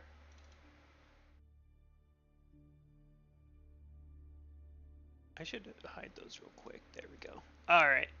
And so we'll be going into game number 2 shortly, as I'm sure they're starting. I'm in your town. I keep forgetting I have to invite you every time. It's good. I've been on the other side where I'm the host, and I've forgotten to invite people so many times, so I know the struggle. All right, and they're already in game 2, so we're just going to go straight into it. Obviously, there's probably going to be a bit of a delay. Are we going to see an Order of the Dragon mirror matchup? No! All right, guys, you guys are not going to guess the next 2 civs being chosen. You guys will not guess it. But I'll give you guys a second to, because there's probably a few minute delay is my assumption. We do have a good little bit of a delay here, but again, this is so surprising to me. Chat thinks it's a Byzantine mirror, Mali mirror, Delhi mirror, English, sushi mirror. You guys ready to see what it actually is? You're all wrong. It's a Abbasid mirror matchup. Wolfman, I believe you're watching Louis' stream, but I got it before you. The crazy thing to me is that Abba is one of Louis' like most played civs. yeah. This is a very interesting decision, right? So they both picked Ayabids for each other, and then they both picked Abbasid. That's so, because yeah, Louis like good with Abbasid. Very surprising. One thing I'll say is, like I said, they play team games with each other, so they know each other's civilization choices. They know each other's play styles. So maybe this is kind of one of those that's just like a, I know how you play Abba, and I'm gonna play a certain way against it. And obviously Louis may be thinking the same thing. And this is our first game without a new civ. What are the odds? Watch another one. yeah. Let's get out of here. Get me out of here. No, but what's crazy is there's 16 civs in the game, and they both chose Abbasid for each other. Like, what are the odds of that? Like, Ayabid's okay, fine, but Abbasid, I don't understand. Doing a quick scroll on their match histories, I will say they've been playing a ton of the new civs, like a ton. Byzantines, Ayubids, John, Japan, sushi, everything. So it's except Order. So it's one that I would expect an Order to be picked, or I don't know.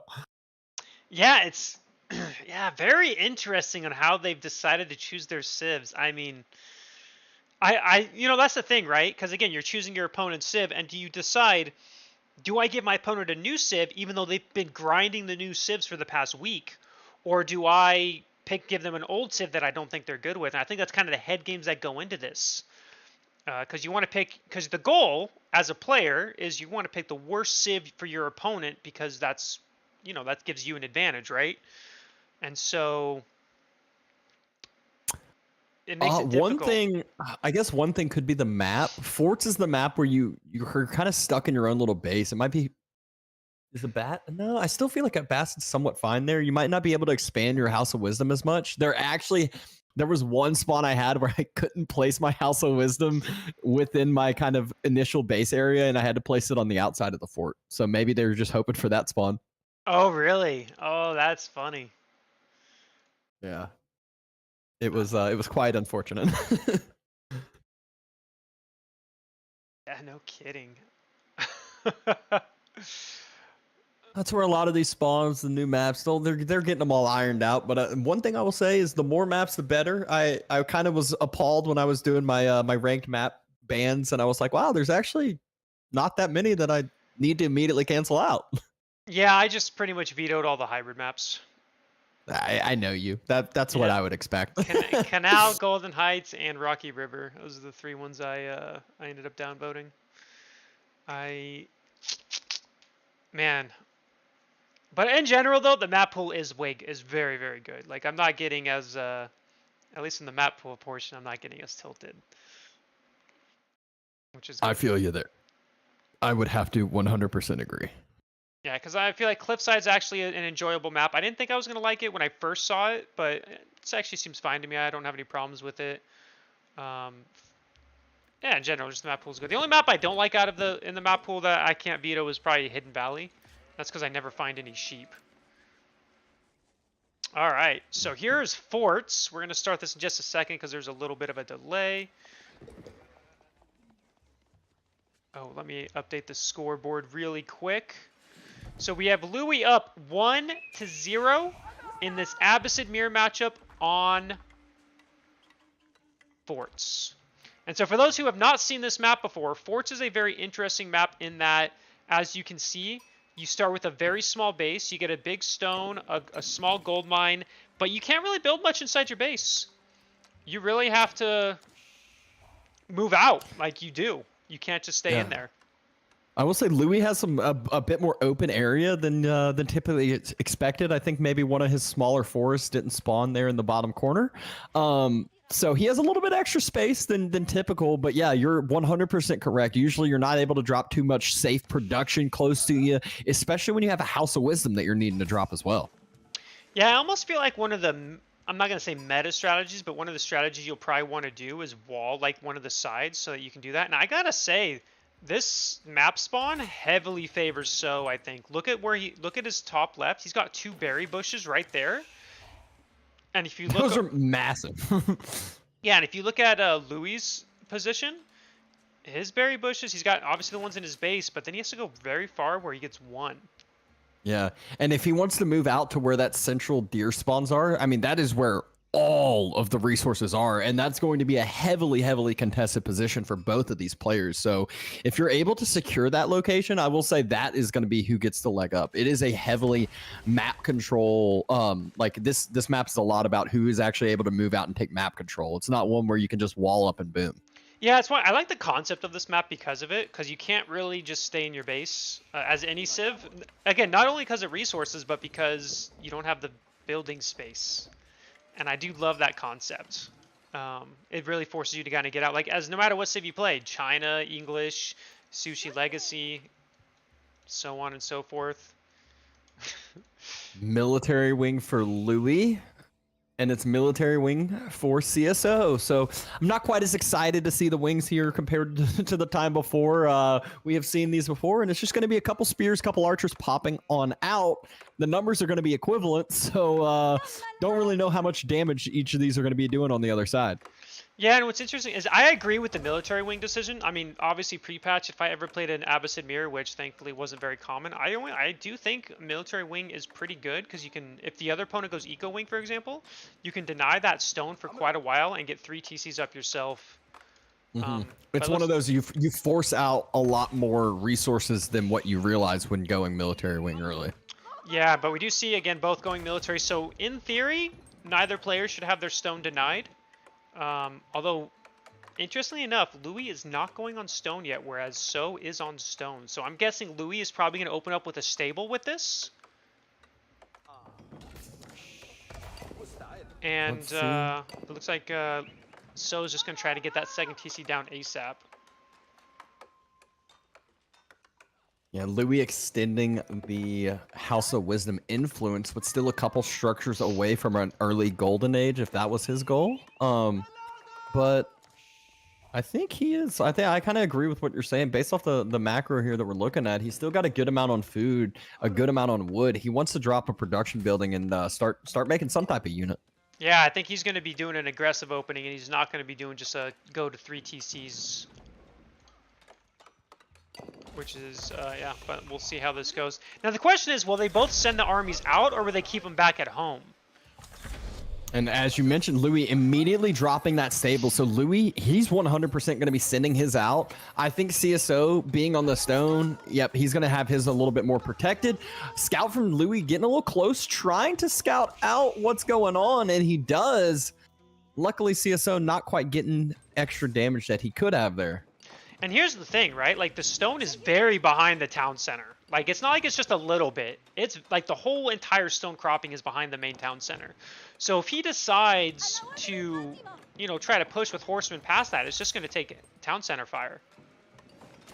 Yeah, and the big question for me, though, is where will CSO be able to drop a secondary TC? If Louis has these horsemen, he has the spears and the archers, he's going to have the military numbers to close wherever CSO wants to drop the second town center. We already know the spot. We can see it now.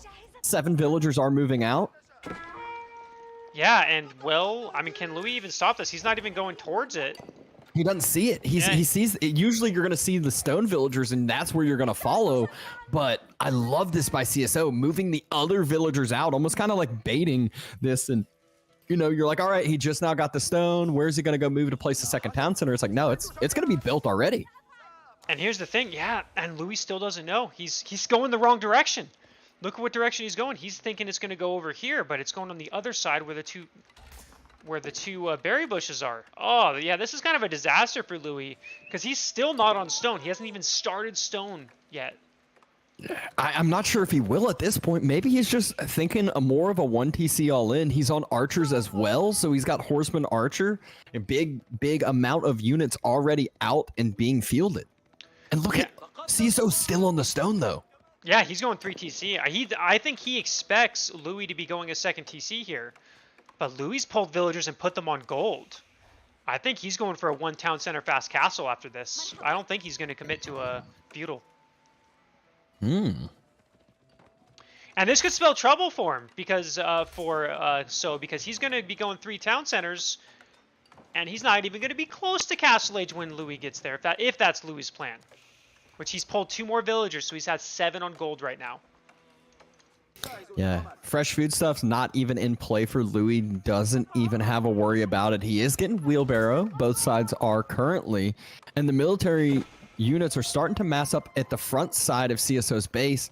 Louis scouts out that stone. CSO actually doesn't grab enough stone for another TC because he scouted the side of Louis and realized there's no other TCs. He might need to worry. Yeah, and this is one of the important things about scouting, right? Because now he's like, oh wait, there's no TC from Louis, no stone being gathered at all. Okay, I need to actually take this seriously. This isn't just some light pressure. He's kind of all in. Yeah, and this is kind of a win though with him scouting it, because now you're like, okay, I'm up at TC. I just need to make sure to either match the numbers that are being produced from the military or match the tech timing or get close behind it because he's going to have the eco. And that begs the question is, did he scout how many villagers were on gold for Louis? Because if he did, then he knows that Castle Age is coming. One of the biggest indicators for a fast castle is definitely when you see someone putting 7+ villagers on gold with 1 town center, usually that indicates a fast castle. Yep, and I don't think the scout made the full circle around. Horseman gonna try to find some damage. CSO quick reactions there, jumps inside the town center. Yeah, and we do see the villager lead's only 3 so far, so it's a huge lead for yeah, but look at that, Castle Age is almost ready for Louis. And there's 19 on wood for CSO, and there's literally like close to nothing on food right now. So even if he wanted to transition, it's going to take a long time, and he hasn't scouted this. He doesn't have the knowledge. He sees units, and he has to respect those units. Yep, exactly. And all right, Castle Age should be starting here for Louis. I wonder what he's going to do. Is he going to go? He's going to go trade wing. Okay, so Louis. There's no Arg. Oh yeah, there is middle of the map. Oh, okay. It took a while to see even still when you said that. Okay, so there is a market, and he went ahead and dropped a market in the corner. And right where that neutral market spot is, that was exactly where I was saying that needs to be secured for all the other resources. So if Louis secures trade, he secures deer, he secures a lot more than just that. Yeah, so his plan is to go fast castle. Obviously, I'm assuming he's going to use knights and stuff. And, you know, this is forcing walls, right? I think So knows that castle is coming, so he's walling so he doesn't die to, like, a golem rush or golem flood. And behind this, Louis is just going to be trading. He's already got a market coming up on the top left corner, which hasn't been scouted yet. Walls don't get denied. Ooh, And we that's do see painful. the first villager kill. If he isn't able to get those walls up, there's an opening to his main base. It's not just one vill. We see 2 vills going down. We see 3 vills getting taken down and a 4th to follow. Oof. Definitely painful. Definitely something Louis is going to be happy with. Especially because, again, he's going to be trading here in a moment. Question is, does Louis know where the trade post is? I'm assuming so. I mean, he scouted it, but he hasn't. He didn't start making any from his market yet. So I'm wondering if he's not going to, or what his plan is there. He hasn't scouted the corners. I mean, he's obviously scouted the middle trade post. He's on the deer in the center as well. As I mentioned, being able to take that map control. There's not... okay, we still got the berries on the backside for CSO, so that is 100% a lifeline. Castle Age finishes for Louis. CSO starting to push forward with that archer mass he has. He can clean up the rest of these units, but it's going to be a minute 45 before Castle Age, and he isn't even clicking it. Yeah, and look at this. So Louis does have his 4 traders. Now, hopefully he removes them. Otherwise, he's only getting 10 gold per trade, which isn't much. He needs to make sure to direct them straight to that other market. And if he did it now, he'll get a good value from these traders. But I don't think he's going to. Not in time. So he's only going to get 40 gold from this instead of the 60 or so that he would have gotten otherwise. Oh, never mind. There we go. 51. So he's going to get 51 per trader. Is he making any more traders? He's still not making any traders yet. So he's not fully committing to this yet. But the first set of Lancers are heading across the map. He's got 3 more in queue, and CSO's full army right now is archers. Yeah, and this is very scary to be moving out against an opponent that just hit Castle Age, that has units on the field. You know, it's not something you really want to deal with, but it looks like, you know, Louis is going over here, and I'm sure he already knew about the second TC. Shouldn't be able to break through because, again, the walls... And the Culture Wing starts, though. Minute and 45 seconds for CSO. Villagers jump inside the TC. Not as much damage that comes out. There's only 7 spots. An extra outpost, an extra 2 outposts trying to get built. So CSO just trying to reinforce this location. He knows how important this is. This is all of his food, by the way. Oh, yeah. No, he loses this section. It's going to be really, really bad for him. And he still has a brutal minute and 20 seconds to wait for that Castle Age. And there it is. The Lancers break through, the Horsemen break through, the Archers focusing the backside as they should be. Villagers jumping inside, the towers jumping inside, trying to do as much helpful things as possible. But there's so many Lancers and just not enough Archers here, not enough damage here. Now, thing is... Oh, wait, I'm looking at the wrong ones. Louis only has +1 of ranged armor at the moment. So, you know, if he gets that +2, these arrow fires literally do 1 damage. But, I mean, he's still got a very scary amount. Took out a good portion of units. More units incoming. 40 seconds left. I mean, this is the brutal 40 seconds. This is the thing with Abbasid that kind of sucks when you age up late compared to your opponent. Is that brutal wait time. I mean, he's got 31 idle vills. The second TC has not paid off. They're even in the villager number. The Lancers, they're just diving the TC. They don't care right now. The Archers are all starting to get thinned out, starting to get taken out, and it's not like there's other units being produced because he's not Castle Age yet and nowhere close.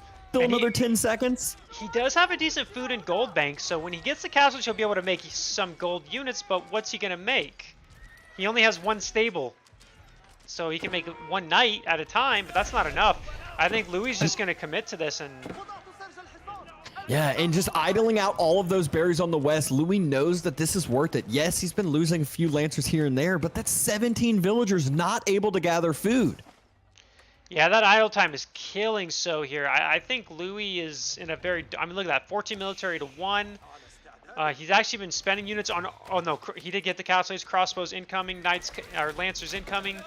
But 3 crossbows, you know, yeah, I can deal with 1 knight, but it's not going to deal with much more than that. And the villagers who popped back out of that West Town Center, they just now have finally gotten back to work right as the first ram finishes from Louis. He's still on top of the main base, still tanking Town Center fire on the main base, and all the reinforcing units are going to the second Town Center.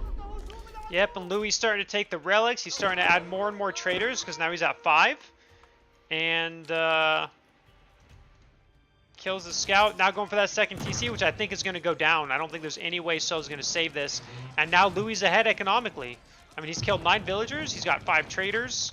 And more traders, I assume, will follow behind. Yeah, he's even got the archers there to deal with the crossbow mass that CSO's trying to build up for himself, but there's more archers than crossbows, and obviously Lancer number being quadrupled by Louis. TC has fallen. Villagers will be falling with it most likely. One Lancer splits off for that, and all of the military for CSO gets cleaned up. Yeah, I just I don't see any way he's going to come back from this, and it kind of shows that, like, you know, So went into this game thinking it was going to be a 3 town center game, and Louis went into this game with a plan of, I'm going to go fast castle if you go multiple town centers. Yeah, just shows that timing attack. If you don't get scouted out ahead of time, if you don't react correctly, you can't end up stabilizing. Great game plan there by Louis, and great series taking it 2-0. Yep, very good games by Louis. You know, it's kind of interesting. The first game, you know, So tried to do something kind of cheeky with the fast feudal. Louis held on, and then in this game, Louis decided to do the more aggressive build while his opponent tried to do the standard macro, and Louis won again because he knows what he's doing. Louis is, again, a scary player to play against.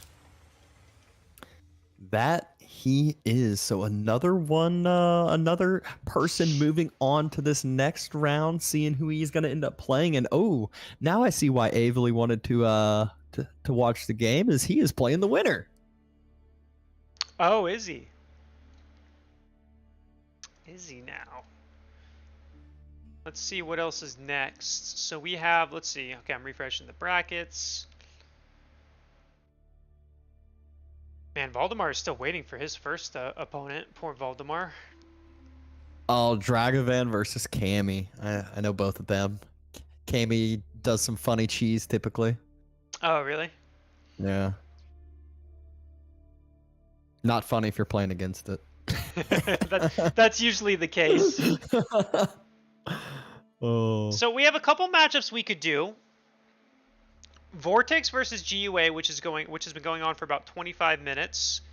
Or we can just go straight into Louis versus Avely. What does chat want to see is the real question. Yo, what's up, Asif?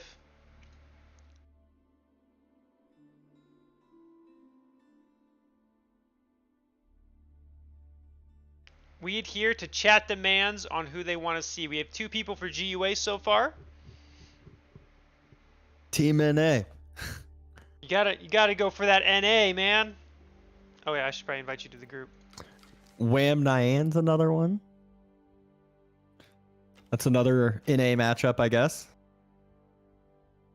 We want Beastie. Beastie, to be fair, is streaming his perspective, but also the opponent he's playing, I'm pretty sure he's heavily favored as well. Yeah, Gully's solid, but obviously not quite at Beastie's level. And we have another one for GUA. So, I mean, we're seeing like 4 or 5 people saying GUA, so that might be the match we go into. All right. I say we just hop right into it, unless... Do we know result of match 1, Sibs? Do we want to go ahead and say it? Let's see. It was Cliffside. Wait, GUA is it played. over?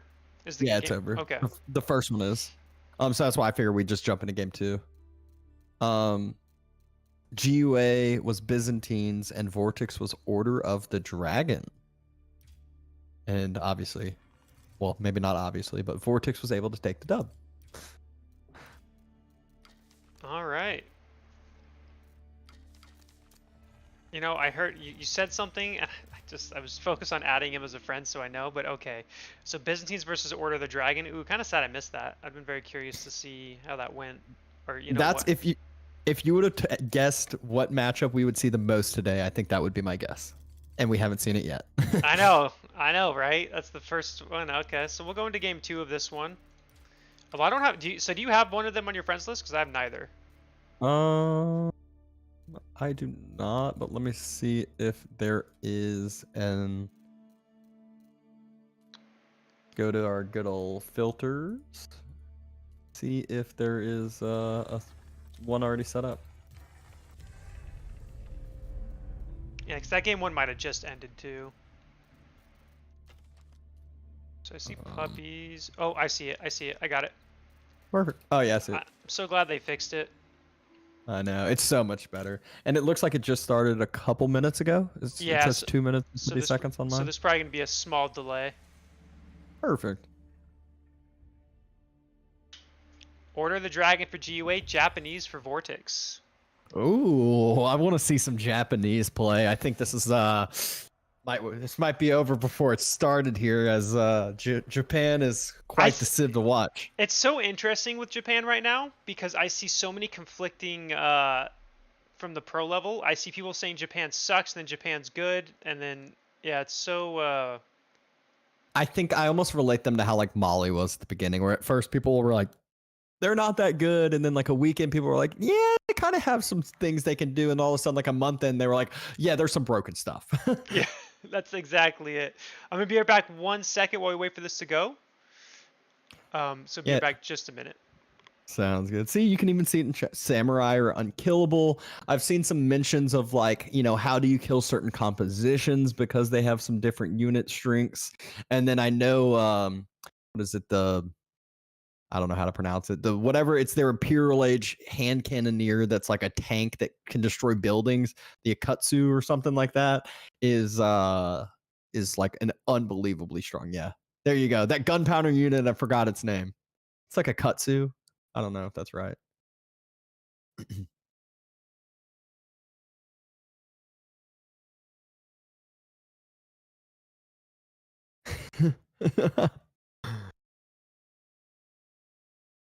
Ozatsu. There we go. I was close. It's always, as a caster, I can mispronounce all the different things because that's just, that's what we get to do, especially being an American one. All right, and I am back. I'm sure I missed all the excitement here. It was basically a full minute of us trying to remember the name of the Imperial Age hand cannoneer unit, the Ozatsu. Yeah, the Ozatsu. OP.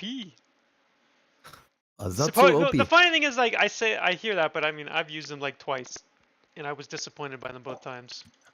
I got wrecked by them. Oh, really? I mean, they take a long time we to. We lost a team game that we shouldn't have lost, but it was on the one where all the TCs are stacked, and their back person was Japan and went like 3 TC into like fast Izatsu. By the way, thank you, GG Obama, for the tier 1 sub. Feels like 7 years. Watching me could be you that way. You saying GG Obama every time he says something? I always say Go Bama. Oh, really? It's definitely GG Obama, though. I think. We can let him tell us what it is. Yeah, I'm not sure why. Chat, sorry, I haven't been able to share the bracket. It won't let me. Every time I copy it, it shows only the admin. Not sure why it's doing that. All right. If I'll try to. Oh, I guess I'm not mod. I'll get Zero to do it then. Yeah, maybe Zero can do it. Or if you mod me, I'll do it. I'm not sure how long it would take me to mod you, so we'll have to try it after this game. We'll go into this one first, though. Worry about that later. So here we go. We have Vortex as the Japanese, and then we have over here GUA, or Give You Anxiety, as the Order of the Dragon.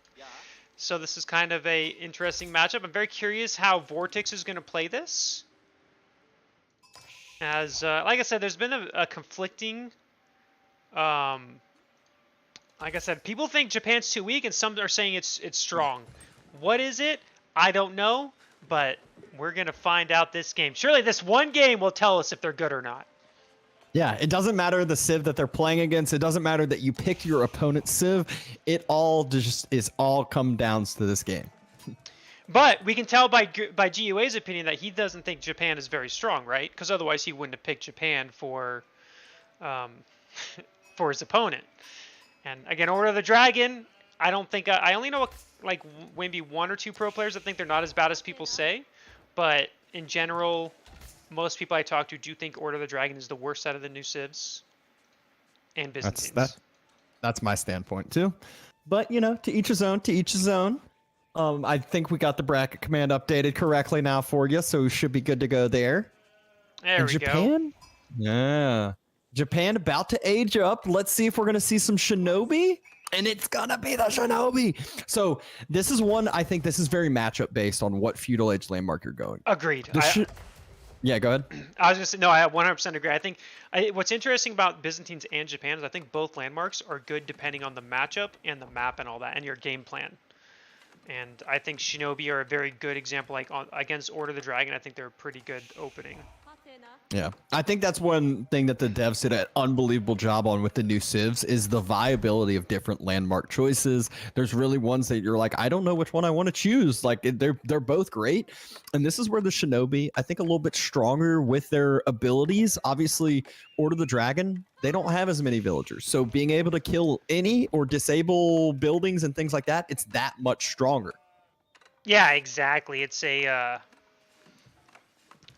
yeah, that's what I really like about it is the fact that they can choose the landmarks. And Shinobi, I actually find them very annoying to play against. It is, and if you go 2 town centers, it's even more because even if you put your villagers in the second town center, all 7 at the same, immediately, it will still get the sabotage down, and you lose 30 seconds of villager production time. And that is something. That's why you. I didn't know the exact intricacies of it, but that's why you love to hear it. I should know because Puppy and Wham have done it to me, and I've reacted instantly, and it still got the sabotage down before dying. God.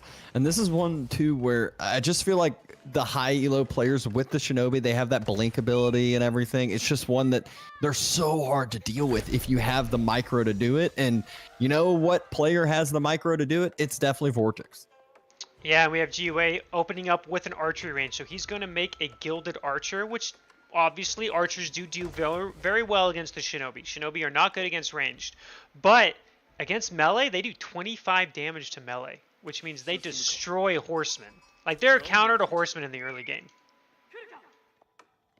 And look at the scouting by GUA, though. He's just fully tracking that initial Shinobi as it crosses the map. Just such a good job here. But look at where that Shinobi is. The first Gilded Archer going to be able to scout it out. He immediately takes a right dive and just dodges out. Now he's out of vision.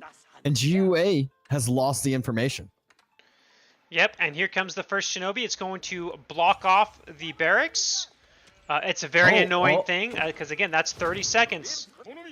Oh, and that Gilded Archer just almost able to take that down, even though emergency repairs utilized. I believe it. Does it stay burning? Or sabotage or whatever it is? I think it does the 200 damage pretty much immediately, doesn't it? I think if you use emergency repair, it's fine. It's not going to take any more damage. I lied. believe it stays burning. You have to tap it once, though. Yeah, I lied. It is taking damage still. Yeah. So it auto reheals it during all. Oh, and another Shinobi gets spotted out by another Gilded Archer. Blink ability needs to be utilized. Oh, and sabotaged again by another Shinobi. He hasn't been able to make one single spearman yet. Yeah. Not one single spearman. Now, to be fair, he doesn't need the spearman immediately because the horsemen aren't out yet. But I do like this push. You know, GUA is here. He's gonna poke at the wood villagers or try to. But we do have horsemen coming out for Japan right now. And again, that Shinobi is probably about to do another blocking or another sabotage. I don't know why I said blocking. You can see it's just waiting there, ready for it. GUA does get a Vil kill though. Ooh, yeah. Spearman is out. Heading immediately away. GUA doing the smart thing, pulling back his Gilded Archers, recognizing that, you know, he does know the stable's there. He does not want to be caught out of position. Although, ooh, look at that. That Shinobi's already done 75 damage to that spearman. Does die. Sabotage does go down. Does lose another shinobi though. Yeah, ran that one under town center fire. Not really exactly what you wanted to do. Another one distracted with the Gilded Archers, but this is actually looking a little bit better from GUA than what I was expecting. Those archers are just doing a great job deterring, and Vortex, he's still producing those shinobis, but they're immediately getting taken down to essentially like half health every time. Yeah, now here's the scary part for Japan is their archers are not very good compared, like they're even worse than normal archers. And these are gilded archers too, so these gilded archers will do even better against them than normal archers. Yeah, the movement speed's nice, but you just if you are forced to take on head-on engagement, it's not the greatest. And we know that GUA, he's known for forcing head-on engagements. He loves his feudal ages and his aggression. He's still trying to deny that wood line. Scout moves up. Archers are trying to move forward, but isn't quite able to get on top of the wood villagers where he wants to. Oh, as I say that, though, another archer steps on in. Yeah, and good for GUA to be making this state or this mill and a tower to defend his deer. Otherwise, these shinobi would be very, very annoying.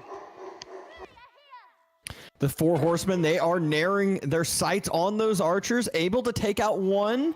Not quite able to close the gap on the other and headed towards the other side. So now this is where GUA, it's like, do you pull back and try to deal with the horseman, or do I keep pressing his aggression? In my opinion, you just make a couple spears, send them on over to the deer or wherever you need them, and then keep on that wood line. Yeah, exactly. And you know, I like the aggression. I do love the aggression path by GUA. I think Order of the Dragon, you know, before the patch came out with HRE, I was kind of experimenting with HRE aggression in Feudal Age, and actually was having a lot of success. And I think Order of the Dragon may have a decent, you know, pretty decent feudal aggression timing too they could do. I may be wrong. Of course, it's always hard to say without more testing, but so I am very interested to see how this ends up playing out. And again, you know, we do see a decent, yeah, we have 8 archers, but there's 7 gilded archers. So those 8 archers aren't going to do much to them. No, not at all. And the scary part for Vortex is where his secondary wood line is. If this front one that he keeps chopping through actually gets denied at any point, there's no more wood for Vortex other than a couple stragglers that he can really safely access. Yeah, and so we just kind of see the horsemen building, archers building, and I think Vortex is going to do...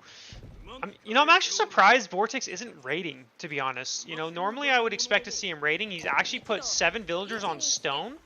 I'm expecting that he's just going to get the Daimyo Manor. One of the things I realized with Japan lately is I think 2TC is a trap, and upgrading the main town center is much stronger than getting another town center as Japan. I actually had that question asked to me, and I said I think exactly what you said. I think the initial TC upgrade's the key. I think getting an additional TC makes sense if you're Castle Age and the game's extending, but early on, I do think that prioritizing the upgrade over secondary TC is better.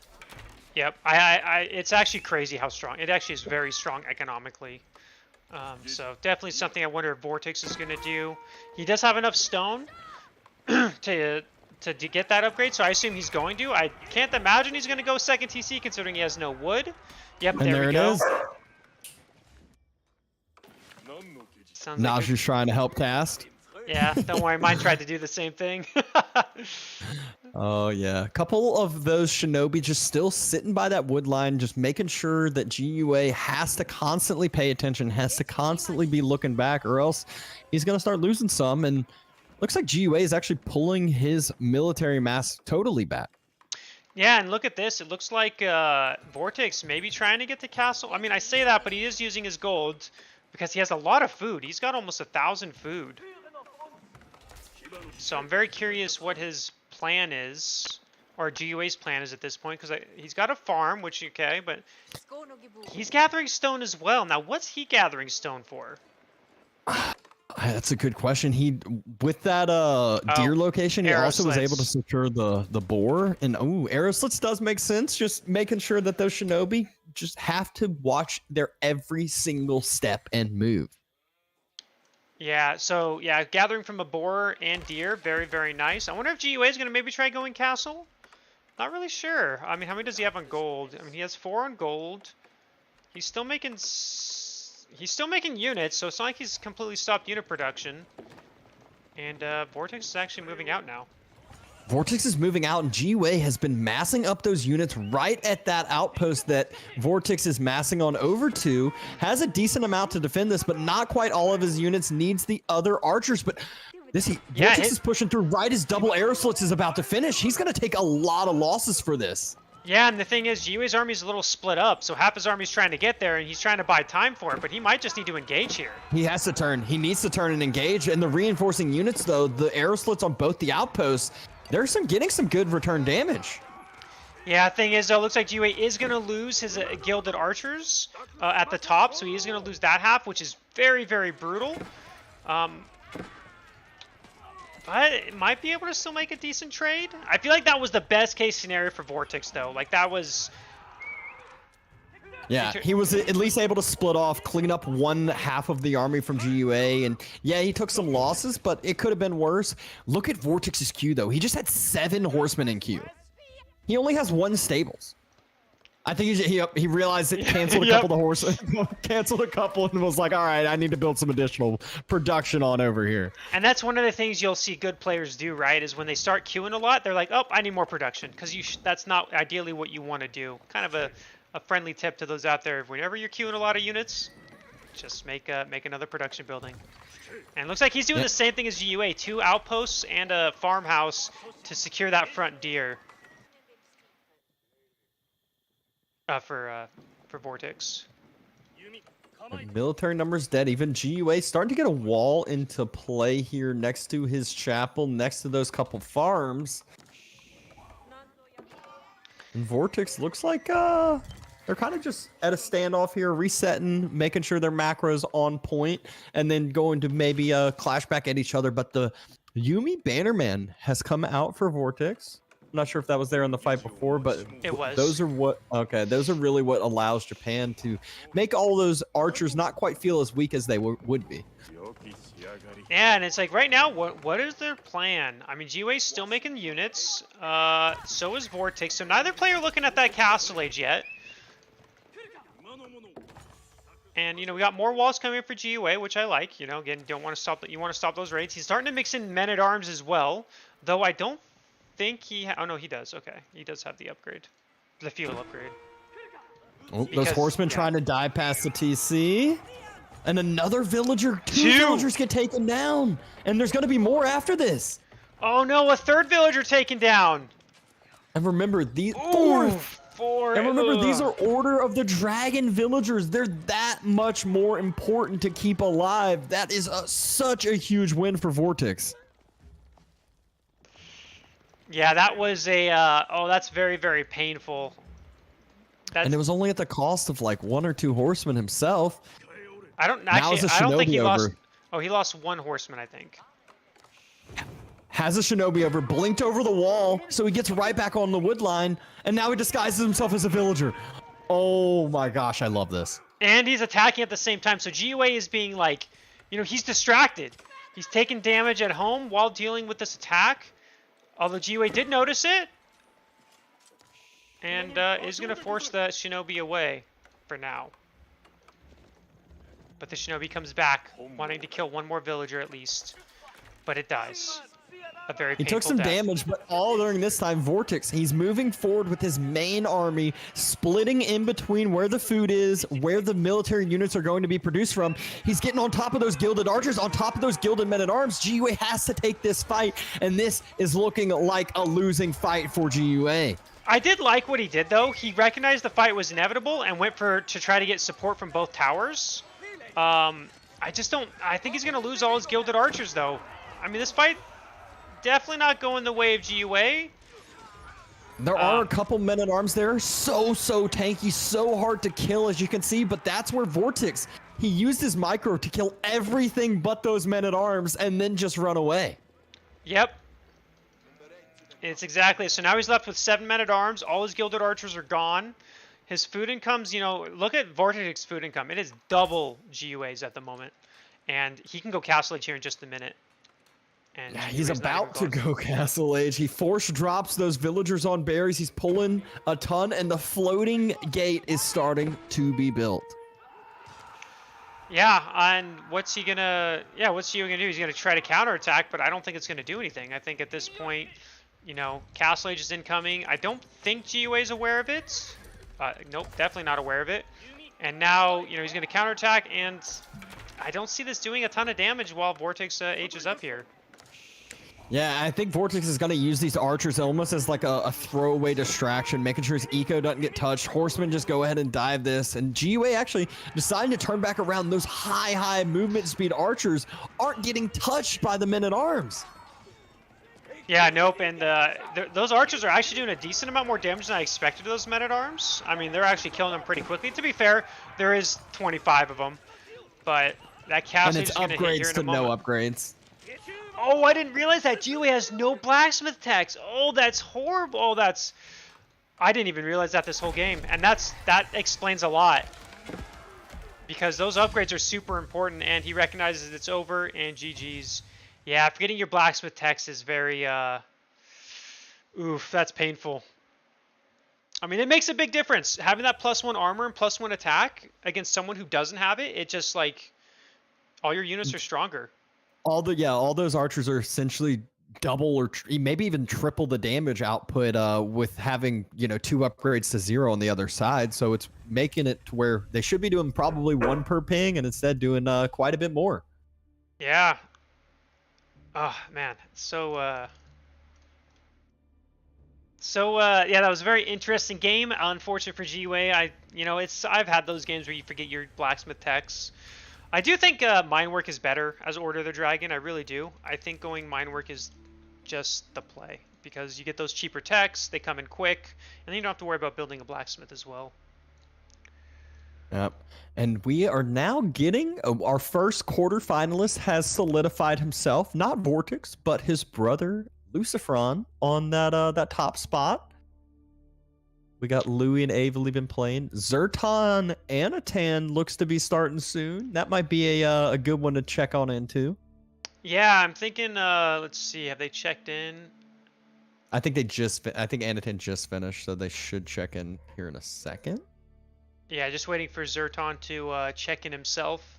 Anatan is there. He did chat, so they are about to start. So I think we're just going to go into that series. Just because it's a fresh series, we're not going to be going into one randomly. So I think that's what we're going to do. Is the Soldier Empire game really still going on?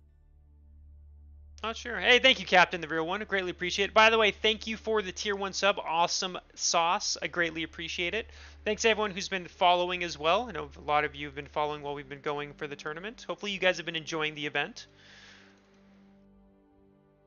And again, this is a 2-day event. We're going to have day 2 tomorrow. And it's going to be semis and final tomorrow, correct? Yeah, correct. So we're playing to the semifinals today, which I think we're going to easily get there.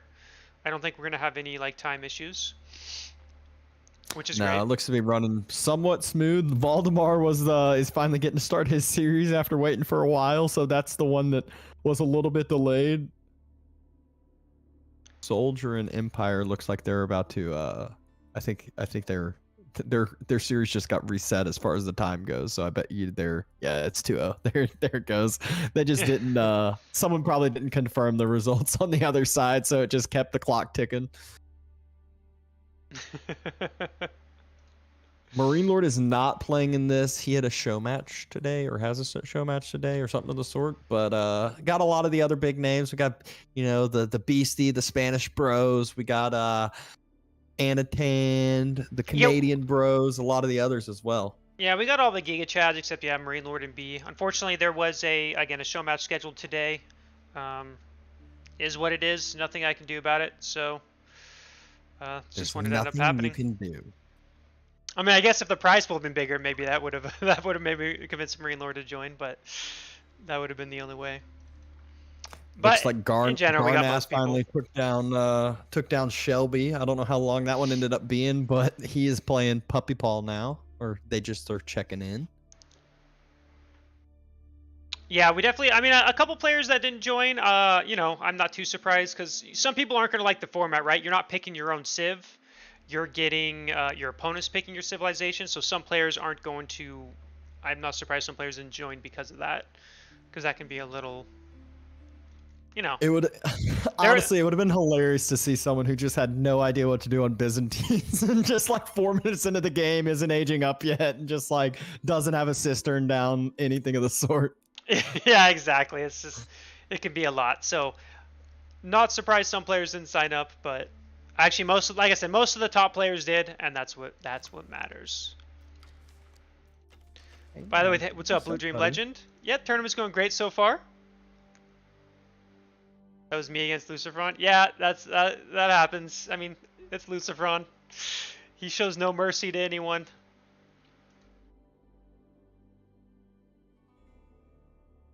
All right, and Anatan and Zerton have what's the word? They are checked in. They've already picked their first civs. By the way, the one that we've been waiting all day for, we're getting a Order of the Dragon versus Byzantines. Let's go! Finally! Finally, what All everyone's been predicting all tournament, we're officially getting. Make sure to invite me to your group. I did. Did you not accept it? Of course you didn't. Why would you accept it? Nice Oh, I dog. just Thank thought you, about it. Roland. You might have been talking to me. I'm still gonna pretend it was my dog. Because Nashi came in the camera.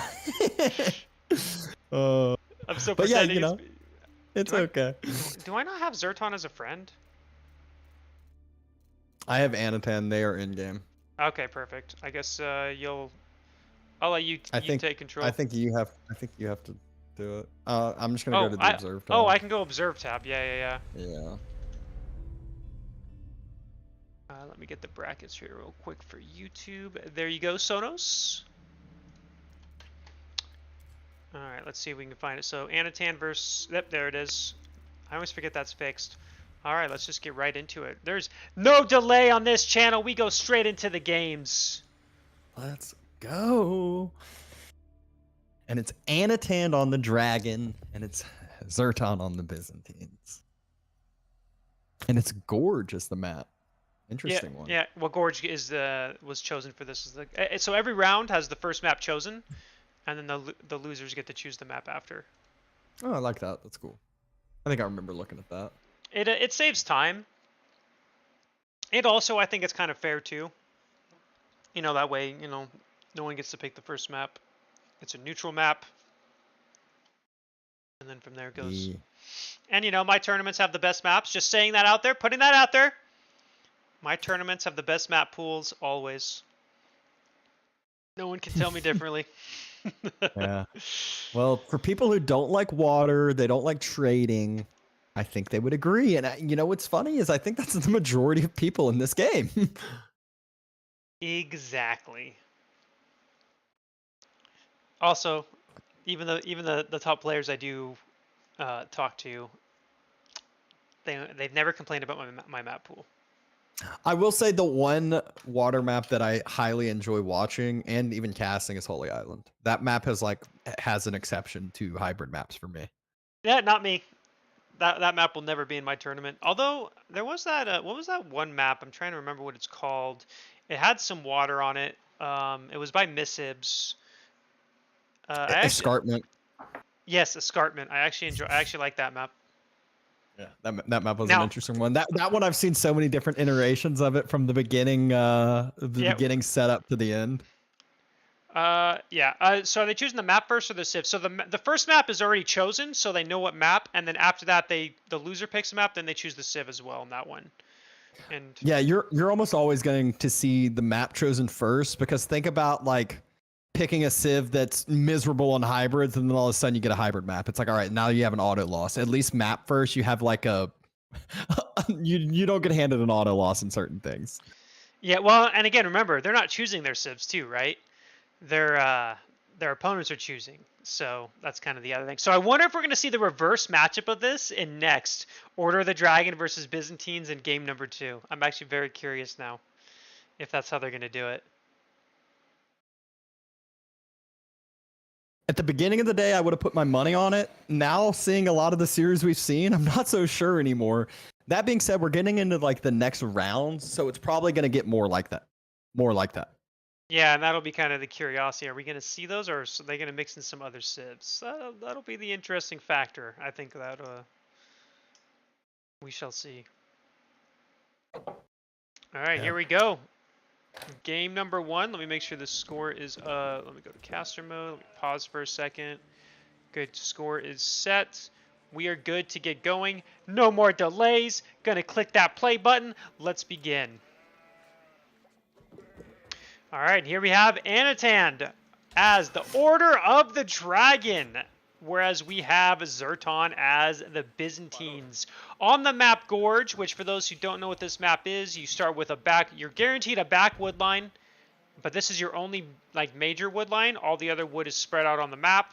Resources spread out on the map. I am a very big fan of this map. I think it's very fun, very action-packed usually as well, and does reward that map control very heavily.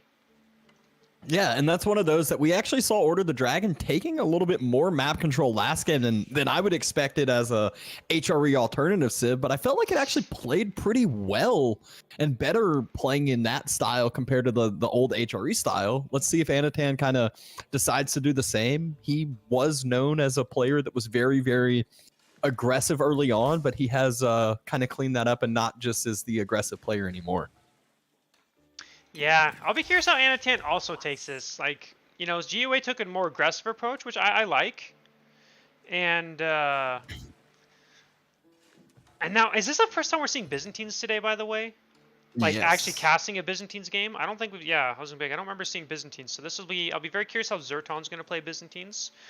For those who don't know, there is the Cisterns, which gives the 5 to 25% once you have all 5. Gather rate bonus. Nice. By the way, as for the observer, Athanas, that is me and me alone. Well, yeah, just me. Yep. Cistern location right off the bat for Zerton, pretty solid as it gets a lot of stuff in its influence. Yeah. So Gold, Kinda- berries, wood. almost like a 10 out of 10 location there, as there's not that often that you're able to get 3 resources in there. Yeah, exactly. And there we go. So again, it's so interesting that so far every Order of the Dragon game we've seen so far, it's always been the Akin Chapel. And I find that interesting because everyone I've talked to says this is a bad landmark, yet everyone still goes it. So I find that I'm very thinking the interesting. same. I think every single person I've talked to or seen talk about the Order of the Dragon is like, you're an idiot if you go Chapel, and we've only been seeing Chapel, so maybe they have to learn something else. On the other side, it's the Imperial Hippodrome, which again, we talked about Byzantines being that another Civ where you can kind of go with different feudal landmarks. And so what do you think of the Hippodrome?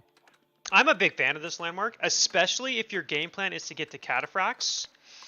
Because Cataphracts with the Hippodrome plus the Castle Age Cistern landmark, I don't remember what it's called, gives you Water Flask, and you can have a massive healing with the Cataphracts. And, you know, depending how the unit compositions they go, it can be very, very scary, actually. When, you know, if there's 10, 15 Cataphracts in your base with healing, it's very hard to kill them. Now, though, we're starting to see the berries get taken. So olive oil starting to be generated by Zerton right before he's going up to feudal. And only 2 on the Chapel for Anatan. So not in a huge rush to get this up. Obviously, you don't have as many villagers anyways to use. So, and a barracks immediately drops. So not going with the GUA style of the earlier archers, but going probably for some earlier... It's going to be men-at-arms or spears. My guess is spears, because I'm pretty sure he did scout the Hippodrome coming out, so he knows horsemen are going to be on the way. And, you know, the Hippodrome does... not all stables give this, but, you know, there's that unique upgrade to where if you kill a villager, you get 20 gold. So, you know, you don't want to lose a villager. And in general, don't forget that the villagers build 20% faster for Order of the Dragon as well. So that could also be why, you know, he only puts 2 on there. It's like 2.5 villagers, almost 3, but not quite. Triumph, super strong ability that the Byzantines have, as you know, it's one of those that you're allowed to get some extra movement speed and health regeneration on your cavalry. Yeah, it gives you a 25% move speed, or move speed by 10%, damage increased by 25%, and then you regenerate health by +2 per second. little bit of everything. First horseman is running on a cross, but scouted out by Anatan. And as you mentioned, it is going to be that first gilded spearman just waiting, ready, and watching. Yeah, going to stop that horseman from doing any damage. And we do see a mercenary house incoming now for Zerton. Now, one of the things I like doing as Byzantines is actually going... If you go berries immediately in the game, you have enough by the time you hit feudal age to get your first mercenary group out, including the +100 to pick it. So it's a very strong kind of opening. Like he's gonna be a little delayed, right? He's actually at 270 olive oil if you think about it, because he still has to pay the 100 to get the contract. Yep. Yeah, that's one where I've heard people talk about it, where it's like, yeah, you're sacrificing a little bit of your age up time going onto the berries early, but you can utilize the timing a lot better. Instead, we are seeing the upgrade that I think everyone, maybe is a lot of everyone's favorite playing as the Byzantines, which is the horseman damage versus workers and getting gold if you kill workers. So it's even more damage if you end up getting kills. Now, I wonder if Zerton's going to get this. So I didn't find this out till a couple days ago, but Byzantines have a unique house upgrade that increases the line of sight by 7 tiles and improves the construction speed by 500%. And it's only 25 wood, 50 gold. And it's a lot. It gives you a lot of vision. And I'm actually, like, I've been using it lately, and it's very noticeable. So I wonder if Zerton knows about it, or if he just doesn't care.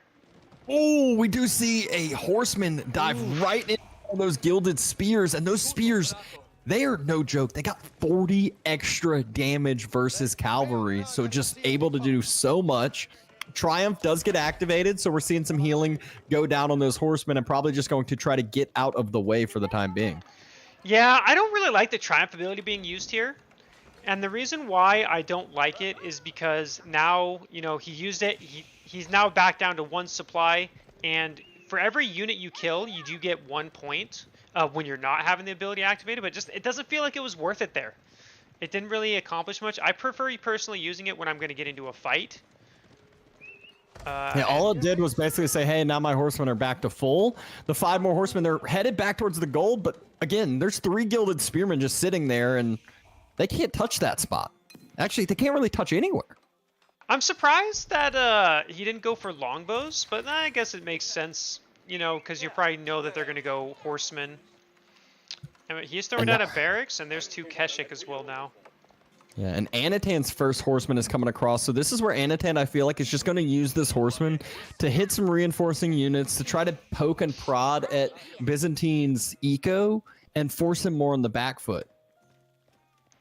Yeah, we have the first Limitani, I don't know if I said that right, coming out, as well as the second Cistern coming out for Byzantine, or for Zerton here.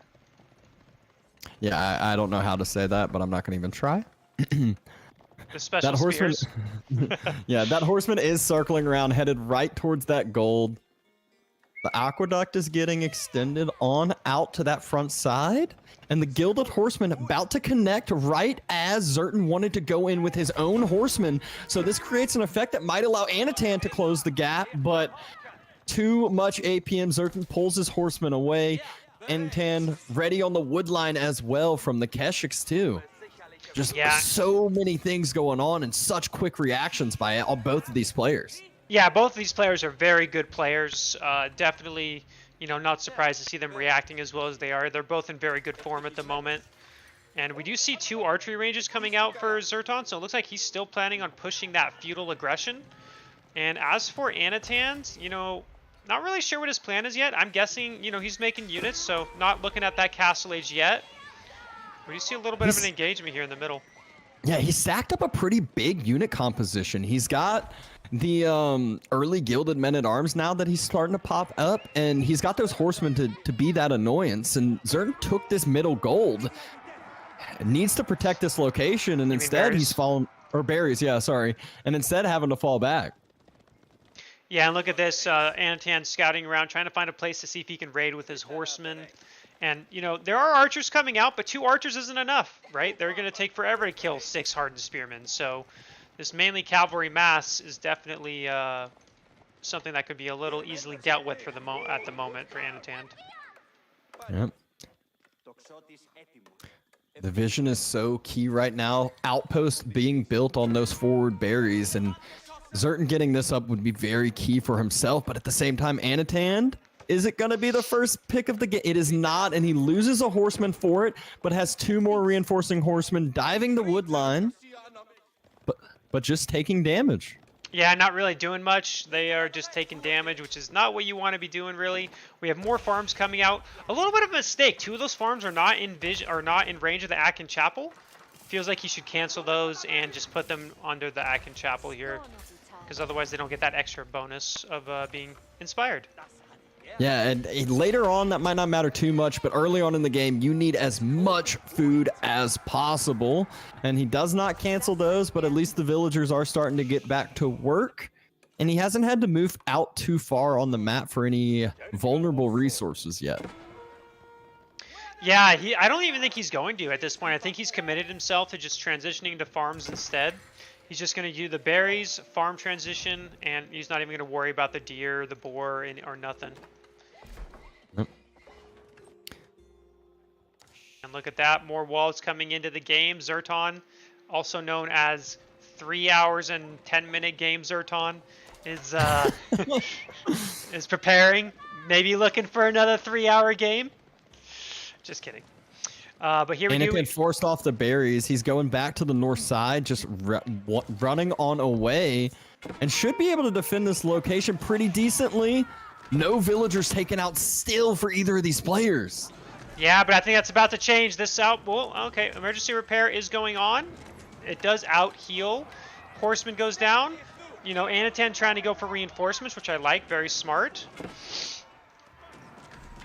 And, villagers just jumping in, doing a little in and out, trying to delay, trying to wait up until, I guess, more units can come into play.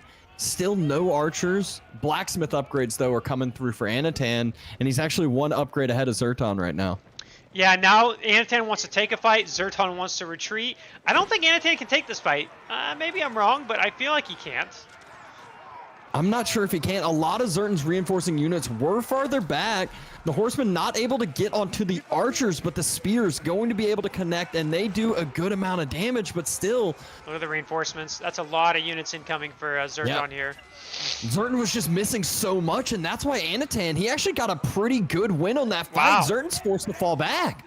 I think I underestimated the Gilded Spearmen. It's the gilded units. It's so hard to judge them because you just don't realize. And Anatan taking advantage of that, still pressuring after that fight. Not too many archers in play. Yeah, and I mean, that fight went kind of evenly, I think. I mean, I think slightly in the favor of Anatan because, I mean, Zerton did lose his entire cavalry mass except for his 2 new Keshiks. And the thing is, grabbing the boar. I was going to say, and Anatan, recognizing that he took out most of the cavalry, decided to immediately take the boar after that. Yep. And I like that decision. But again, he's being pushed back, and now, you know, Zerton kind of having a little bit of a military lead. And, you know, a gilded horseman with 2 health, gonna die, you know, not gonna do much in the next fight.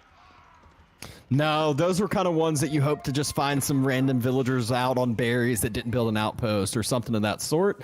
But, ooh, Zerton, I think he scouts out the boar getting killed or the deer moving on around. He's at least sending 1 horseman to scout out and about. Anatan trying to build some walls ahead of time, but not going to be finished in time.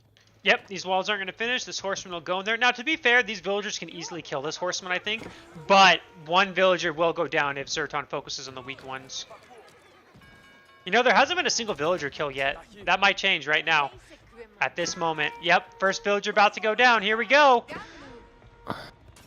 Horseman getting circled. The 2 low health villagers pulled back. Look at the micro by Anatan right there. Let's watch this. Watching this zoomed in. Oh my... There's no way. No way these villagers live. I refuse to believe it. Oh, okay, there we go. He was so close. Wait, Villager goes down. 2 villagers down. That's 40 gold for Zerton, which is always nice, and 2 vill kills. And 2 horseman kills.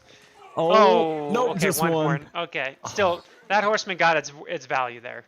I feel like Anatan could have stepped outside the wall and hammered that last little palisade wall and been fine. I wonder if that's what he was going to try to do, but, you know, it's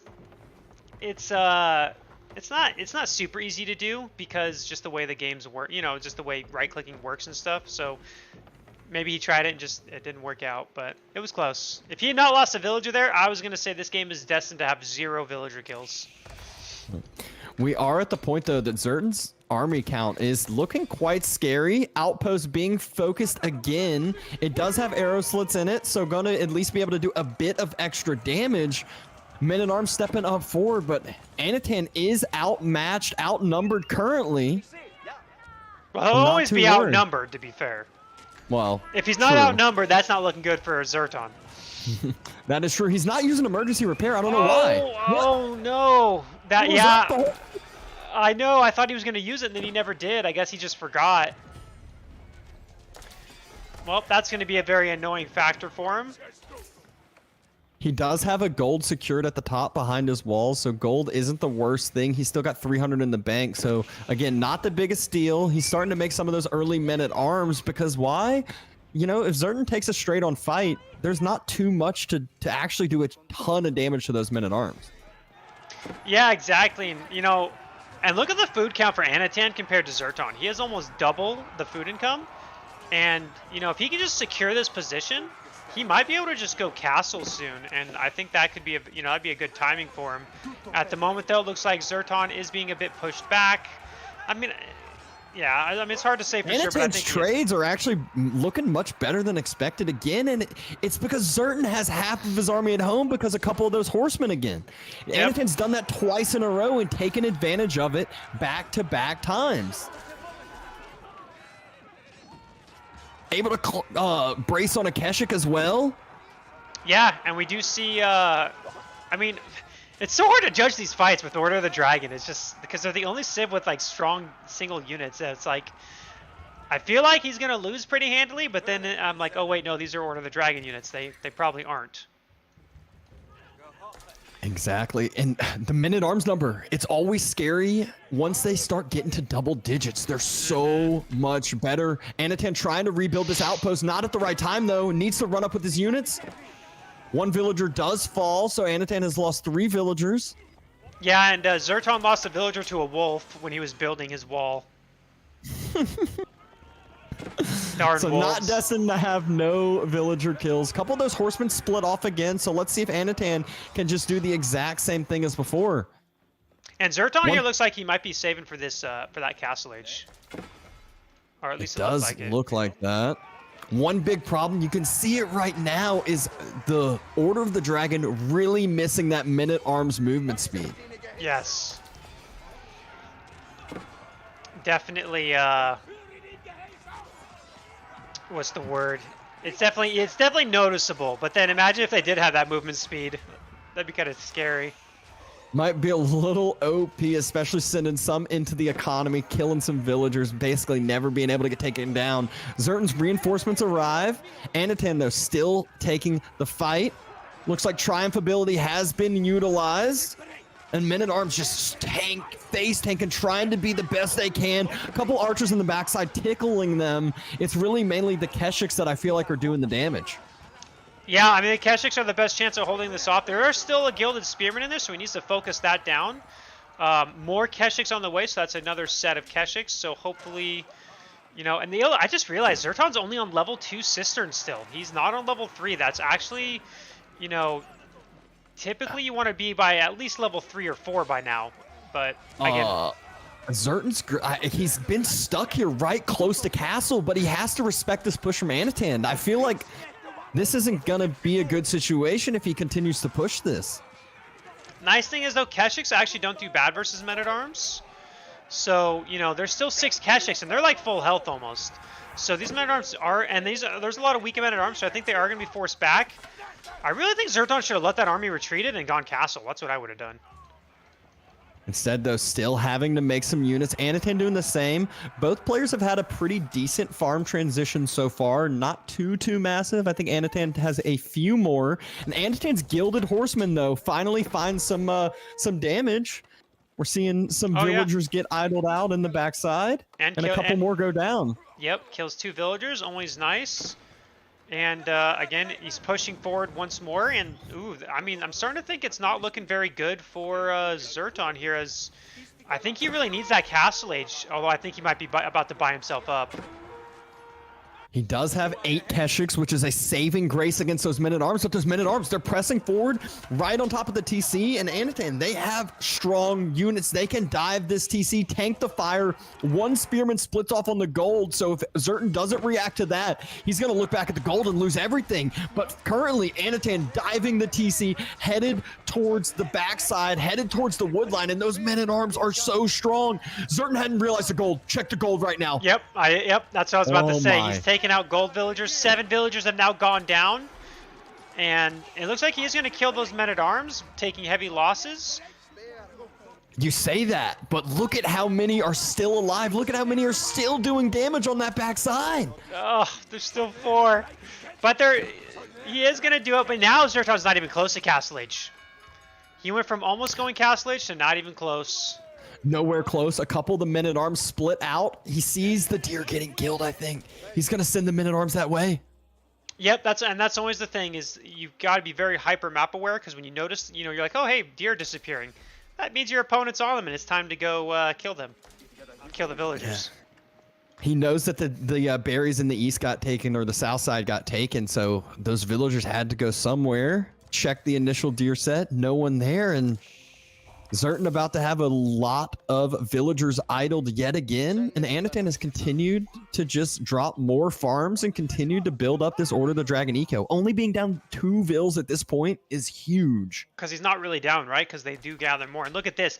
Anatan has almost 2,000 food per minute. If he just decided to cut production for like a minute, he can go Castle Age. And now, and Zerton, he's got to cut for a couple minutes. Those villagers dodged around into the stealth force, circled back towards the deer again. But Anatan, he's like, all right, cool. If I'm idling out the deer, if I'm idling out those villagers, this is a win. And we do see a counterattack by Zerton here, going through the wall to try to harass the food. That's pretty much gone already. Oh, no. Oh, no. He's underestimating the gilded units in the west again. Yep. Losing a lot of villagers for that. And Anatan just retreated. Look at how little damage the horseman's doing to the men-at-arms in the west. He's just the men-at-arms killing everything. Yep, and now he's diving as well. And so Zerton gets in here to go raid villagers, but they just left because there's not much food. They didn't even, no point in staying. So no villagers to kill there. And, oh man, I don't think Zerton's going to be able to hold this. I think he's lost 19 workers. Now. Yeah, we just blink and all of a sudden Anatan taking full map control, has the military, he's about to actually have the military numbers, even though his count is double over here, just because of how much extra eco he has. He's had those farms under the chapel for so long that it's just continued to build up. I mean, it's only 8 villagers when it should be a lot more under that chapel, to be fair.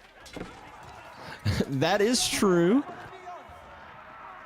He's got farms everywhere, though. The horsemen getting on top of the archers that Zerton pushed a little too far forward with. The men-at-arms are there. The spears are there. Zerton cannot take this fight, but Anatan is making him take this fight. Yeah, I think this is the thing where you shouldn't be staying feudal that long against Order of the Dragon for most civilizations that don't have knights, because men-at-arms are hard to kill for civilizations that don't have an anti-men-at-arm unit. Like, Keshiks do okay, but he can't mass produce Keshiks, right? He can only make them with the olive oil. Again, having to take this fight. 14 men-at-arms still alive. So tanky. There's a few spears split into that fight as well. So the Keshiks and horsemen can't really step up too far and having to fall back. Zerton's numbers are falling quickly. He's losing villagers behind this as well. Losing his gold, losing his farms, and look going at to the be gold. losing the game. 3 horsemen on top of the gold. He's running by. He's just going to the deer. Oh, yeah, he doesn't even care about the gold. I mean, it doesn't matter. Zerton knows. He pulls vills to A move from the farms. Look at his numbers. Anatan split a horseman to the gold as well. Zerton's about to be at like 10 villagers in a second. I know. He's at 39, just losing so many workers. And yep, all the farm villagers have gone down. The gold villagers circled the horsemen, they killed the horsemen, and then Zertan surrenders. Game number 1, going over to Anatan in a well-fought back and forth there. Yeah, that was definitely a slugfest, and oh, just look at that gather rate difference. 1,000 more food for Anatan than Zerton there, and I just don't think you should be staying feudal age against Order of the Dragon. I just don't think it works out very well, as this game showed. Thank you very much, Andy, for the 10 gifted subs. Greatly appreciate it. Glad you are enjoying the tournament. Yeah, that was one of those where there was a point where he had a military lead. He had like 1,000 food in the bank, and that's when Anatan pushed. And instead of just like idling for a second, trying to go to castle and then continue to production, he just spent all of his resources, took a somewhat even fight, but then got into the trap of just getting stuck in feudal age. Yeah, exactly. And there was a question in chat. This is the expansion that just came out on November 14th, K Creed, if you didn't know. So there's 6 new civs in the game, along with a bunch of new maps and all that fun stuff. And yeah, so we'll be going into game 2 shortly. Looks like it's going to be on the map Arabia. Yeah, 6 new civs, 13 new maps, and a new campaign for the campaign lovers out there. I'm not a campaign lover. Haven't even played the original campaign yet. Don't think I'm ever going to. I've heard some good things and some bad things about it. I heard there's one mission that's quite frustrating, but other than that, it's really, really fun. I'm not a campaign player myself, though. Yeah, exactly. I never have been. When I played the Age of Empires 3 campaign back in the day, I just cheated through it. When I played the StarCraft 2 campaigns, I just cheated through it because all I wanted to see was, I just wanted to beat it, I guess. I don't know why I did that. StarCraft 2, I wanted to see the cinematics is why. But for Age of Empires 3, I'm not sure why I did it. But I used the monster truck, laser bear, good times. You hear that? Blade just wanted to beat it. That was it. Yep. Are you going to accept my group invite? I have not gotten your group invite yet. Oh, it just came through. There we go. We probably need to restart game. It probably got a little bit of a disconnect there. We'll do it after this one. Oh my gosh, I clicked accept. It took me like 8 seconds to join. Yeah, I probably have to. Thank you, Moa. Yeah, I thought it was a good background. The Draft of Empires background. I will say I think my graphics are pretty cool usually when it comes to my backgrounds. Like the Conqueror's Cup one was really cool too. All right, let's see if they've started yet. Looks like it. Yep, looks like they did. And as we predicted, it is a flip of the matchup: Order of the Dragon versus Byzantines.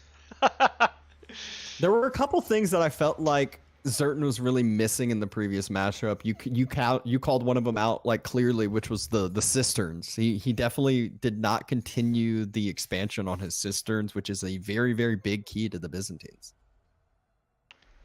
Yeah, exactly. And all right, let's see. Let's make sure. Perfect. I got the score right. We are excellent. Let's go into it. We've got Zerton playing as Order of the Dragon on Dry Arabia. And over here, we have Anatan as the Byzantines. I thought civs can't be repeated at all. They can't be repeated in terms of, like, you can't make your opponent play the same civ multiple times. But this was allowed. And you can already see it, Anatan immediately dropping that cistern as expected from the Byzantines, getting all of those village a little bit of extra bonus there. And then moving out on over to the gold. So let's see if we have a little bit of some different builds here. Zertan doing the same, moving on over to the gold. Yeah, it looks like there's like no villager building this, the mining camp. It's completely hidden behind it. Yeah, so I'll be curious which one plays this better. Like I said, last game, I think as Byzantines, you need to get to that Castle Age, and then I'll be curious if Zerton's going to try to keep this into a Feudal Age aggression as well. Is it just my game, or are the health bars and the colors swapped? It's just mine. Oh my gosh! Yeah, okay, it's I'm just looking yours. at yours. What? This is miserable. That's a you problem now, buddy. If I start calling out the wrong units killing each other, you'll know why. Yeah. Oh my gosh. All of Zertan's villagers, they have blue frocks on and stuff, but the health bars are red as they should be. And then Anatan's are the reverse. They have all red frocks and they have blue health bars. Yeah, I think the way to fix that is if you go into settings, I think if you do team allied and then take it off, I think that fixes it supposedly, but I may be wrong. But all right, here we go. Let's see, you know, kind of standard opening, nothing too crazy yet. And yeah, I'll be okay. Sheep being dropped off. 7 sheep coming to that town center. You know, Zerton's going to be happy about that. And as Zerton did, Anatan is also doing the Hippodrome, which again, would expect it. I think this is, in general, I do like this landmark more than the winery, I think. Like, I think the winery is good if you go like 2 town centers and stuff, but in general, I don't think 2 town center play is necessarily the best with Byzantines right now. At least it doesn't feel like that's the play with them. And we do see the Minework Palace coming out for Zertan. So as we were talking about, we think the stronger feudal landmark being the Minework. 2 villagers on it. So just how Anatan did, that's all you kind of need apparently for the Order of the Dragon to get a similar age up timing. Yeah, and so that'll be very... The question is, will we see aggression from Zerton? Is he going to do what Anatan did, try to do feudal aggression, or is he going to try to do a more faster castle? I think that'll be kind of the interesting question. We'll find out soon enough, I'm sure. Moves out to the berries, so we'll start collecting that olive oil right as the Hippodrome will be getting closer to finishing. So kind of similar ideas here for both of the Byzantine players. Yeah, and I'll be curious if maybe Anatan might try to get more cisterns, because, I mean, it makes a difference. When you get level 5 cisterns, I mean, the villager eco buff is pretty big. You notice it. I mean, it's almost like an Akin Chapel, right? It's a 25% gathering rate increase, which isn't as good as Akin, you know, at 40, but it's still really, really good. Oh, unbelievable. And especially when you can think about how many, like, where all the cisterns can be to where how many villagers you can get inspired with it. Or, I guess, in its influence, not inspired. Which can be quite a bit, because you can usually put the cisterns in a way where you can make sure you get them on, like, all your villagers pretty much. All right, so the feudal age finishes for Anatan, and Wheelbarrow halfway up as well. Zertan not too far away either. Yep, Zertan going to go for that Wheelbarrow as well. Minework going to be finished. And the question is, what military building is he going to build first? Because we have the first horseman out for Anatan. And we saw how well Anatan was able to utilize the horsemen throughout the game, whether it was killing reinforcing units and forcing Zertan on the back foot and massing up at home, and then taking the fights when he had the numbers, or whether it was splitting off 1 or 2 raiding berries and just idling out some eco. Yeah, and we do see a tower coming up as well. Kind of seems to be the standard. Just build a tower, protect that gold. Although, look at this by Zertan. He's putting 5 villagers on gold. And he's only got... Oh. But he does have 6 on wood, so I'm not sure what his game plan is. And he actually made a scout. I know his game plan. It's professional scouts. He's going professional scouts. He's not going for the quick horseman here. And I like the idea because it makes it to where you don't have to spend all of that food on the farm transition. Your farms aren't inside the chapel anyways, so you're getting the extra food bonus with your deer gathering under your TC, nice and safe and secure. So what other resources do you need to protect? Your gold that has an outpost. Yeah, and I think this to me points that Zerton's going to go for a more fast castle approach and not a feudal aggression. So far, you know, we see Anatan, he did make a barracks because I think he's expecting horsemen. As of right now, he hasn't scouted exactly what Zerton's doing. So Zerton should get away with at least probably 3 to 4 deer at the right section where he's headed with those initial scouts. Yeah, always nice to be able to steal like a half set or even a full set away from your opponent. If you're able to do that, it really gives you this timing in the middle game where your opponent doesn't really have a lot of food to go on to. You force a farm transition for your opponent, whereas you have this great food source so you can outmass on military. Yeah, and here's the thing. It looks to me like Anatan's going to go for a fast castle, which I like. I think this is the right way to approach this. And again, we do see 3 deer being taken. And so far, Anatan has no idea this is happening. He just has a weakened horseman. His scout's all the way on the left side of the map, so it's not even anywhere to notice this. So this could be this is gonna be very nice for Zerton, as he's guaranteeing himself at least 3, 3 of his opponent's deer, which is really nice. Yeah, 1,000 food in the bank, a little bit more right there, and it's under your town center. Yeah, and then once he can't get once he can't get those far away ones, he's just gonna grab the ones close to his town center, or close to his base. So it's like this is just added food, extra food than he would have had normally. Yep. Still no knowledge of this yet by Anatan. There has a stables. A stables has come into play for Zerton, or not a stables. A barracks has come into play for Zerton to deal with the couple horsemen on the side of Anatan. Which, all you need is those gilded spearmen, and you are ready to go. Yeah, he's got his first one coming. Gold being raided, but again, not going to do too much. Instant reaction by Zerton, pretty much. But now the thing is, Zerton is going to be later on the Castle Age, though. I mean, Anatan is already pretty close. He's made some spears, making some more horses. He's kind of getting ready to place his second cistern, it looks like. Oh, I say that, but he has 0 stone.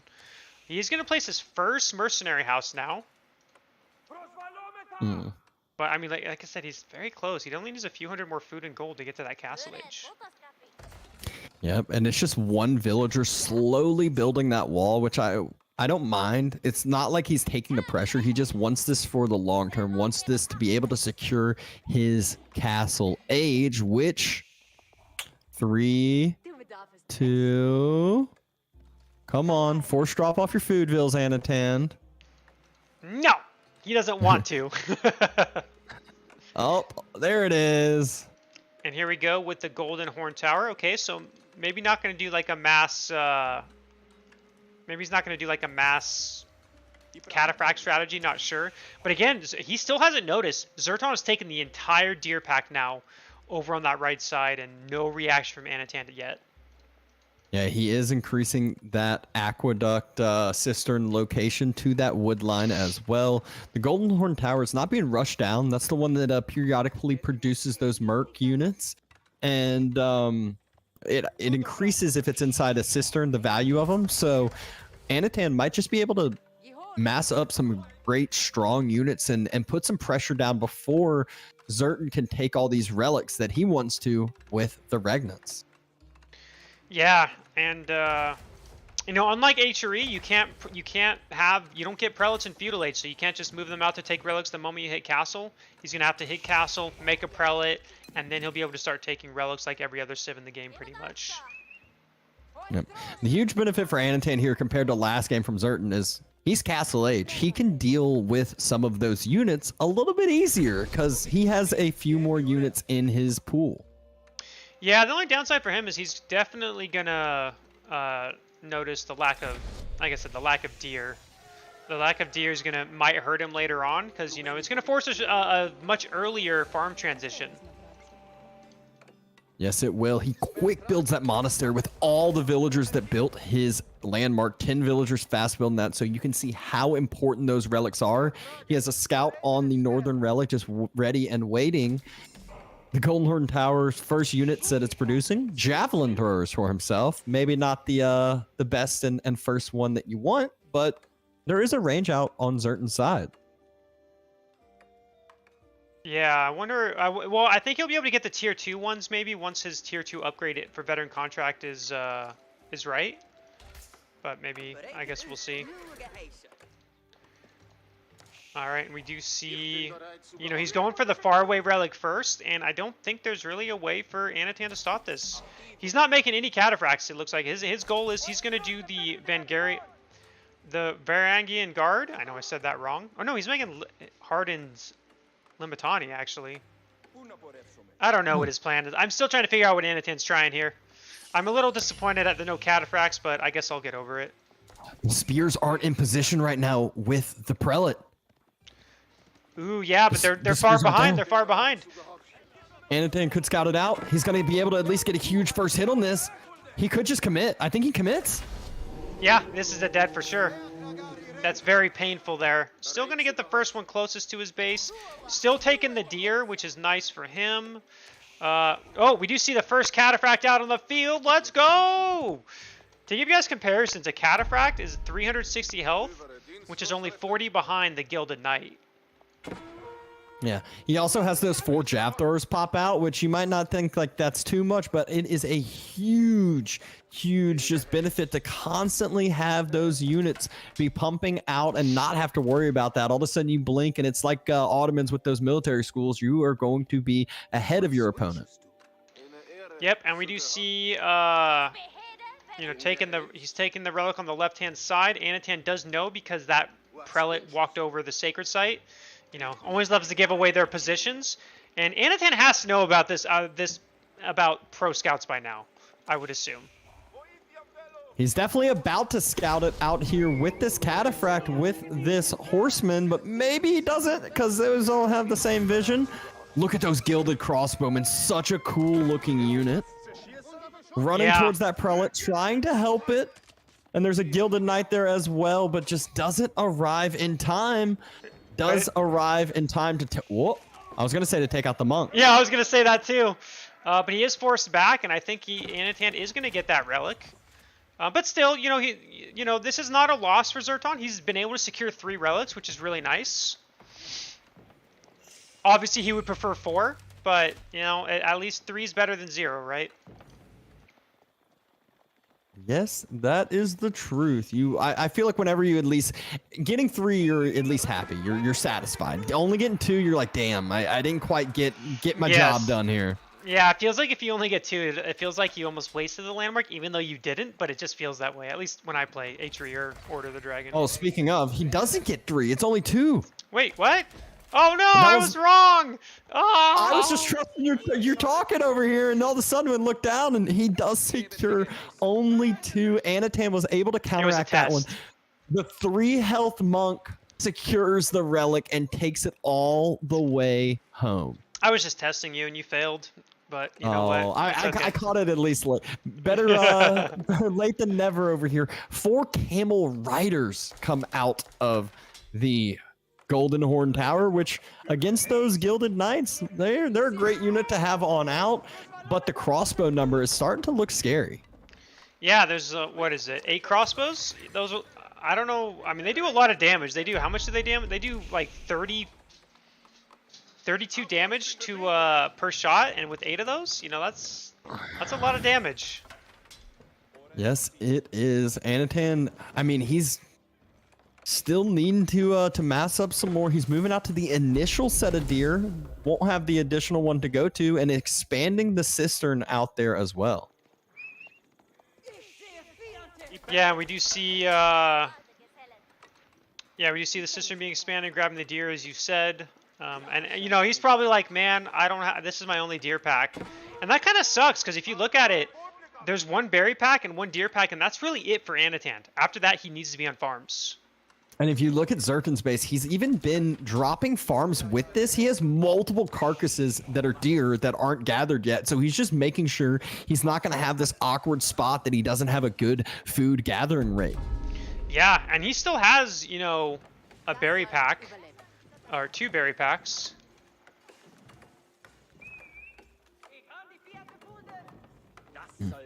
Anatan. Camel Riders, though, always a scary unit to deal with. But Zerton's scouting out perfectly.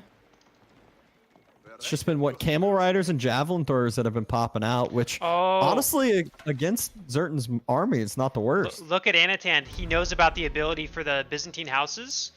You can see he's spreading them all across the map. And if you were to look at that vision, it has... Oh, wow. Yeah, it's crazy. That's an unreal amount of vision. He has like the whole entire east side. He's never going to be able to get raided, I feel like. I wish I knew how to switch rotations in this caster mode, because then I could show the viewers the vision of that. I don't know if you know the hockey.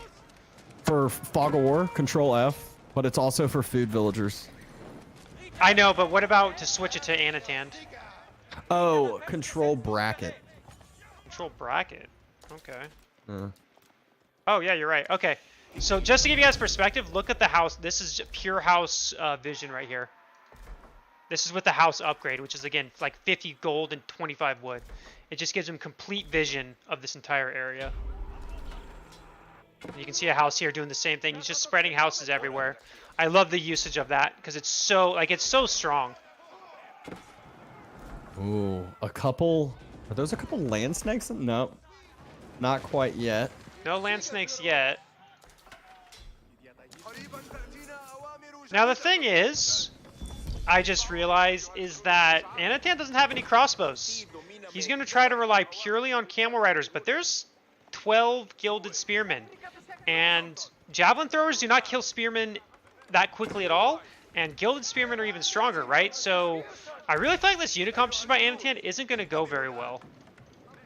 No, I kind of feel the same way. He is about to, I think, get water level 4 on his cisterns. So really getting that villager gather rate amped up and almost kind of like equalizing the strength of some of those dragon villagers, if that's how you want to call them. Yeah, I would agree with that. It's been a military standoff here for a while, though. Not too much action, just hiding behind these walls for the most part. But it's about to be time to farm transition. It's about to be time to pressure. Yeah, I mean, Anatan's pretty much out of food. He's got to start a farm transition soon. I mean, he's got 4 berry patches left, and that's pretty much it. So if he doesn't start a farm transition soon, he actually is throwing down a second town center, which I'm not sure if I like that decision or not, but we'll see how it pays off here. If he can defend it, it'll pay off, but Zertan has so many units out. Anatan, though, again, using the mobile units to take some pressure off of his side. Zertan's got like 40 units running back toward, his whole entire army is running back towards those camels, so Anatan gets more time to chill, more time to stabilize. Yeah, and we're seeing, and he actually pushed off the berries, so right now Anatan has 0 on food. He's now making farms. He has 8 farms on the way, but he's gonna have 0 food income for the next while, as he waits for that to kick in. Oh, it's not good at all, especially right after you drop your second TC. He can't even. He's not even producing out of the second TC. Yeah. He's got 5 villagers queued up out of the first one. Yeah, he can't afford it. He's got to wait. And the thing is, this is the painful part about farm transitions, right? You have to wait. Not only do you have to build the farms, but then you have to wait to gather from the farm. So it's like an extra delay of no food. And this is why a farm transition, you should always be mixing this in as you get excess wood, because it makes it easier to, then you don't lose that food income. Because now he has a second TC that wasn't being as useful because of that. Cistern number 5 on its way, though. And almost all of those villagers are just having a ton of gather rate bonus from that. Yeah, it's going to be a nice 25% increase, up from 20. And, you know, that's, like I said, that's almost an Akin Chapel. It's over half of an Akin Chapel from HRE. Oh, but look at the front side of Anatan's base. He was trying to wall up. He knew where he was about to be vulnerable. He's chopped through that forward side of the wood line. It looks like. I think there's a way on through. Camel Rider right at the top. I don't think it's going to do too much. Zertan, look at his army. Oh, it's massive. My. This is terrifying. I honestly, Zertan doesn't know this, but I think he can kill Anatan's army like easily. I think he can just A-move. Mangonel outpost, though. Very, very useful, especially when these units are clumped on up together. Yeah. Agreed. I mean, this is the best thing, right? Get that. I mean, this is the one way to stay alive while you try to get your food transition. I mean, now we see the food income starting to spike up now. Cistern Influence is going to get most of those villagers, so that's nice. So he's got a nice food income coming. But and more farms coming in. He's making a massive farm transition. And the longer he stalls this out, the more that this second TC will actually help him and actually pay off, because all those villagers that immediately pop off, they're that much stronger already. Yeah, Zertan really, if he just pushes from the left-hand side away from that Mangonel Tower, I mean, what can Anatan do about it? There's really not much he can do. Like, Zertan can still push this, I think, and I think he would wipe this army out. I kind of have to agree, but Anatan has still been able to just stall this out, and Zerton has not been pushing this. So maybe this is why Zerton has some long games. He's just not closing it on out. He's almost at max population. Yeah, he's definitely playing it very cautiously. Now, to be fair, I don't think he knows exactly what composition Anatan is at the moment, so he might be a little, you know, worried about it. But, you know, what can you do? But I mean, you gotta push eventually, right? Especially because he's almost maxed. He's gonna be maxed here in a Anatan moment. trying to get the walls back down again.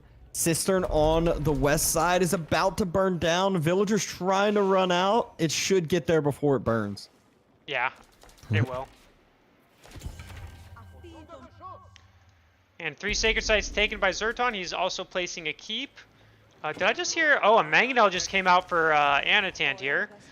Oh man, really feels like, oh, Zerton's going up with the Palace of Swabia, so he's just decided he's going to go Imperial Age. I think at this point he's just going to go for the Sacred Site victory. He does have a Gilded Knight on the gold veins, so that Anatan can't sneak another gold. So once this last gold mine in his base runs out, he's going to have no access to gold and no way to get it. 2 Mangonels out for Anatan though. Yeah, and I wonder how Anatan's going to react once this Imperial Age comes in for Zerton. Oh, it's 3 Mangonels out. There's the third one. I mean, they're both maxed now. They are max supply. They are ready to go, or they should be ready to go.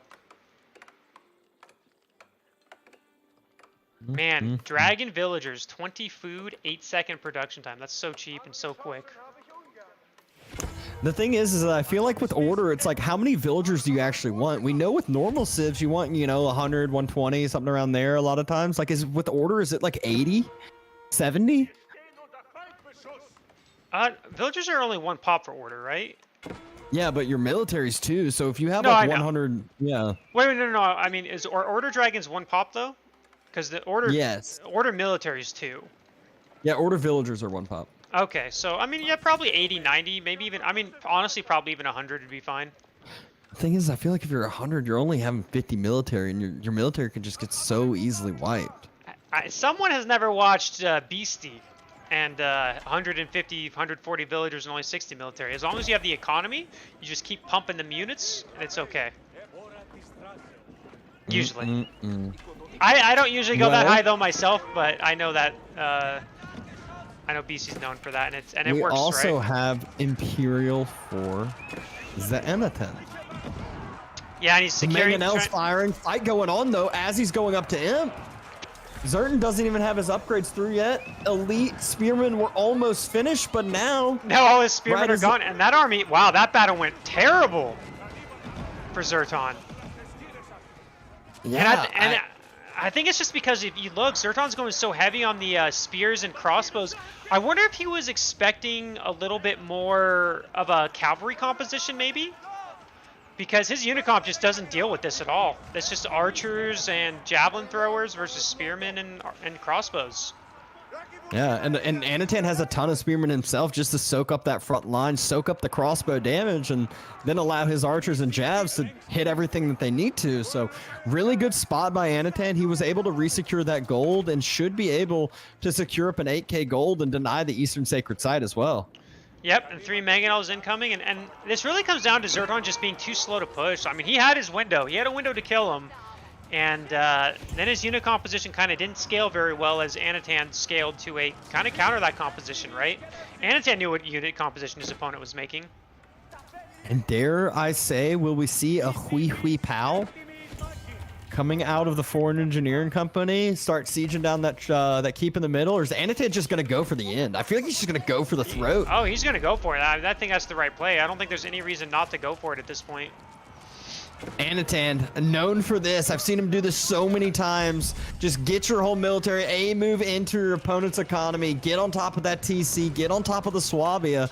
Mangonels can clear up all the farms as well, and Order, they need that food. Oh, yeah. They're not going to have that food.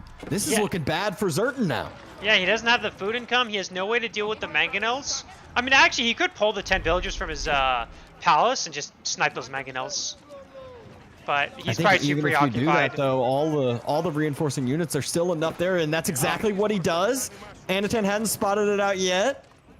Villagers, though, the villagers that pop out, they're gonna get taken out. And I look mean- look at Zertan's villager count. Yeah, it's down to 62. He's lost 16, and he did only lose 5 villagers to kill 3 mangonels, so that's nice. But I don't know if he can make the right units to kill this guy. I mean, it's hard to I don't think he say. can. A lot of his production's being camped on. The Swabia is being camped on right now, and he still hasn't even cleared up the archers on the backside. He had 6 spears trying to go clear some archers. Farms being idled. Villagers having to run to the west. Yeah, it's like, I feel like if he had like men-at-arms, you know, maybe he'd be fine. Oh, he does have a mangonel now. Oh, Anatan spread formation at the perfect timing. Has been able to clear up a majority of those crossbows and started to dodge away from the mangonel fire. Really, really well executed timing by Anatan, just knowing how much damage clearing up that military did. And now Zertan, he has no way to stabilize this in his base. Look at his food count. Yeah, he's at 20 food. 231. Yeah, he's definitely not doing very good. Anatan, you know, felt like he was in a really bad position, but then Zertan being a little too passive allowed him to kind of just get a nice, scary, you know, a counter army. His army pretty much hard countered Zertan's, and then he was able to push and kind of end the game here. Yeah, all the villagers that pop out of Swabia going down, and Zertan is going down with it. Game number 2 goes to Anatan. Yeah, I honestly, you know, with how this Castle Age and stuff was going, I thought for sure we were going to a game 3. It was looking, I did too. It was looking so good for Zertan. But I mean, that's what happens. Again, it's easy to say as a caster because we see exactly what's going on. As a player, you know, you got to remember Zertan didn't have all the information we did, so he didn't know that he could have just killed him multiple times. Yeah, and this is kind of one where you saw it again. You saw the total vision, but Zertan, the walls doesn't allow you to have knowledge. So that was the same thing that went for the army composition that we saw. Zertan didn't know exactly what units to make, and then by the time both players were max population, Anatan had the correct ones and Zertan didn't. And boy, do we have an exciting matchup coming up. Are you ready? You ready to hear what matchup we have next? I think I am. Puppy Paw versus Beastie. Ooh. I see them in check-in phase now. Hyped for it. This is our first quarterfinal matchup of the day. Yes. And I believe this is the... Let me make sure before I say anything stupid. Yeah, so this is the last matchup for Beastie and Puppy for the day. Whoever wins this match goes to the semifinals, which is being played tomorrow. We've made excellent time in this tournament, so we've gone what I wanted to do. I was hoping we could get through the quarterfinals, and I think we're going to be able to do that without any time issues. Good. This is going to be a good matchup. You know, for any of those, you know, I'm a little biased because I'm pretty good friends with Puppy, but Beastie and Puppy, that's a good match. Is this going to be on YouTube? I'm actually live streaming on YouTube right now. And yes, so the VOD will be on YouTube, and I will... Are you allowed to say that? Yeah, I can say that. I just can't direct people to Oh, I go have no to... idea. I can't direct people to go to the live... Like, I can't, like, link it or something like that, from what I understand. To the live stream directly, I should say. Gotcha. But I am going to have the matches cut out and uploaded onto YouTube as well. So, like, I'm going to have each individual match, like, Anatan vs. Zertan will be its own video that you can watch at any time. So Anatan's waiting on the winner of Louis versus Avali. We got Lucifron waiting on Numadon versus Valdemar. And we have Vortex waiting on Wham versus Nyan. I feel like that one's been going for a while. Wow, Nyan has actually won a game too. Ooh, uh-oh. Looks like they're reporting now. I wonder who won. I guess we're about to find out. Yes, we will. Well, I'll take this time before our next game to be back in 30 seconds. Okay, Wham did end up winning. So Wham won 2-1. He's about to play Vortex. Man, so many good quarterfinals about to start. But what can we do? We can only cast one, guys. And so we've already decided Puppy versus Beastie. Can't go wrong with either matchup, to be fair. They're both so good.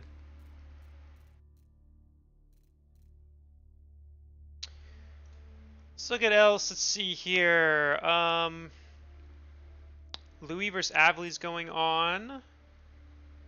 Numenon versus Valdemar. Whoa! Scatterbrained 2-0'd Lash? Now that seems like an upset to me. Oh, who's Scatterbrained?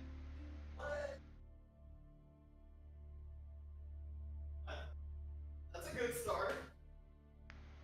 I have, now I'm gonna look them up. We on are back. AO4. So I didn't notice that Scatterbrained 2-0'd Lash, by the way.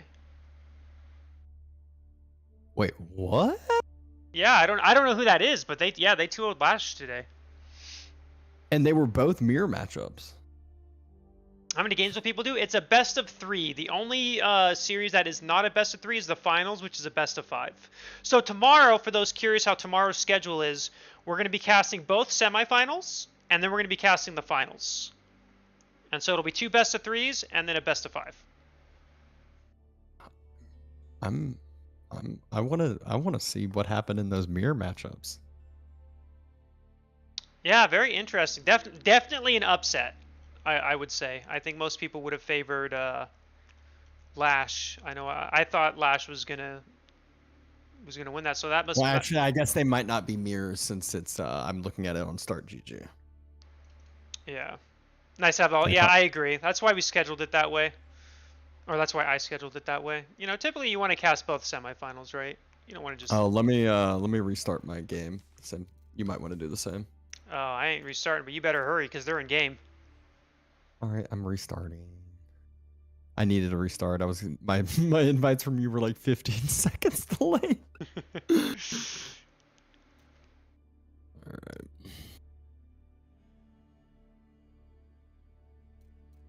Scatterbrain's from Belarus? Oh, interesting. So must be Anatan might know them then. This Shamble Hill map is wild, is it? So what's the official prize money split for this thing? I have to update it. Last time I updated it, I was at $1,200, so I got to put an extra, and there's an extra $220, so I just got to add that. But first place is guaranteed minimum $450, and yeah, I haven't updated it fully yet because I have to do some math that I haven't done yet. There it is. I'm sure you like that, Snoop Dogg. All right, let's get into it. Oh, I just lost Puppy. There he is. All right, we're going to go straight into Puppy versus... Oh, wait. Okay, I have to download a mod. Hopefully it lets you download it too. It kicked me out of your group. What mod was it? It's the Shamble Hill. Shamble Hill.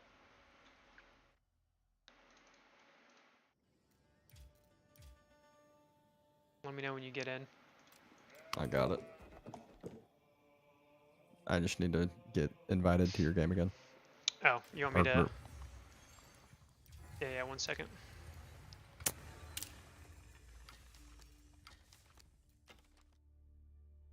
Okay, invited you.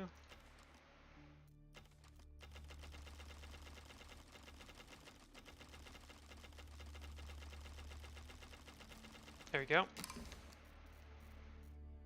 And let's get into attempt number 2. Oh no, I lost where Puppy Pie is. He always disappears on me. Okay, there we go. Found Beastie instead. Well, turning be played on custom maps? Yeah, this is the first custom map, Shamble Hill, for the tournament. And then there is Bohemia, which is my map, which favors in every one of my tournaments. Not once in my tournaments have we not had Bohemia. And they will always be there. Oh. Jeanne d'Arc versus Order of the Dragon. I'm surprised. I like it. I'm surprised Beastie gave Puppy Paw Jean d'Arc, unless he thinks Order of the Dragon counters Jean d'Arc. I don't know. You lose one of those bills, it means a lot.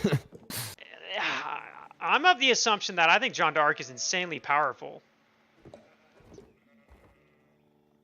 Zero says Jean sucks on this map.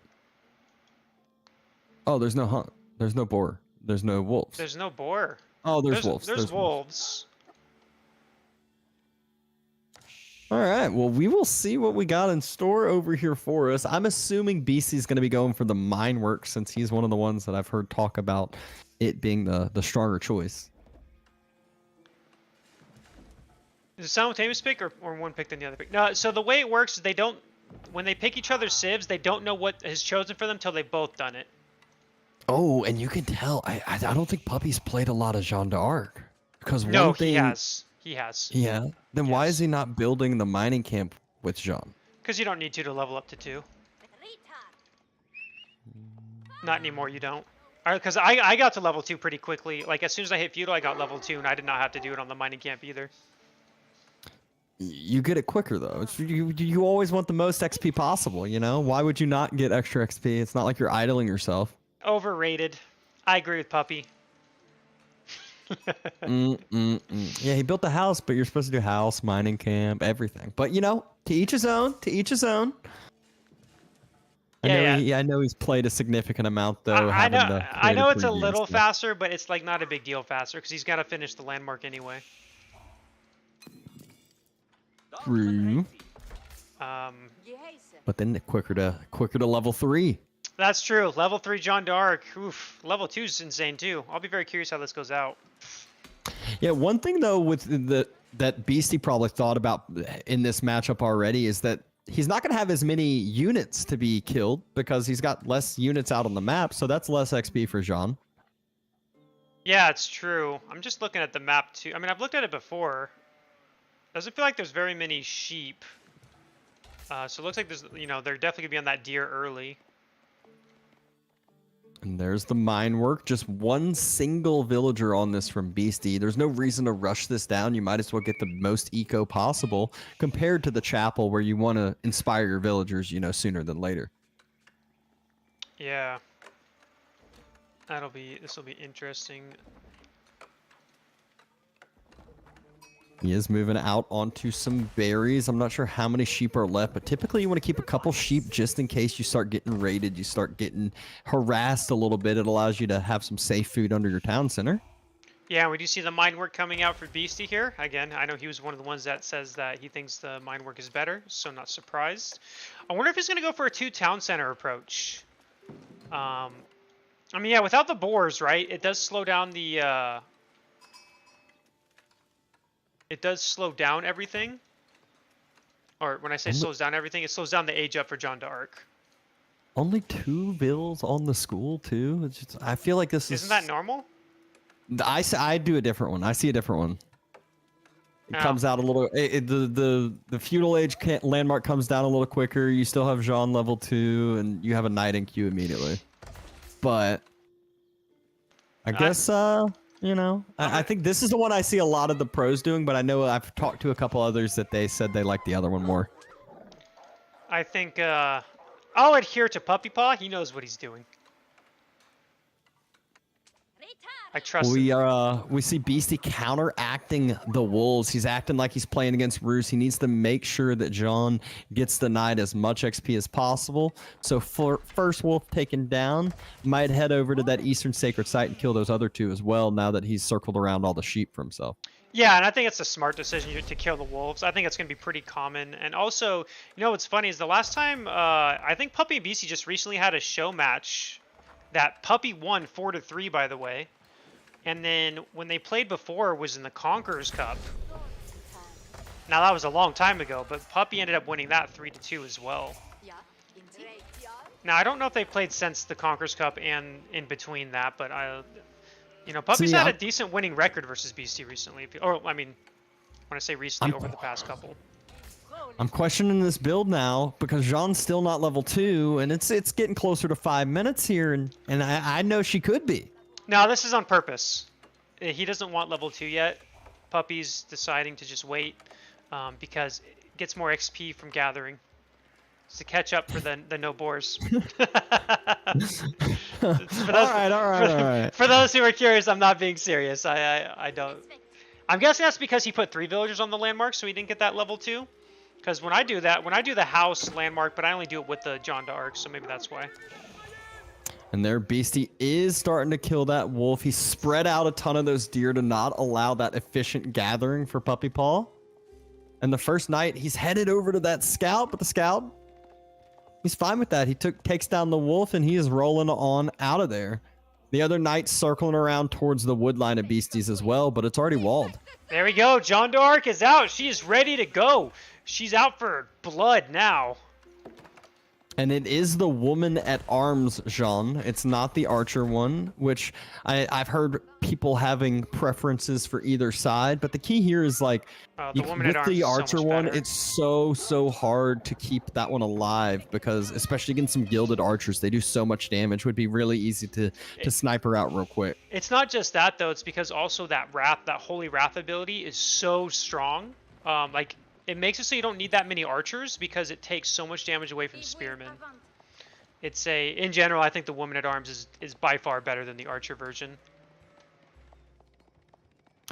And Beastie, there he is. Now he falls back off the berries, back onto the sheep, and even drops a farm under his town center. Look at his base right now. Look at where his villagers are.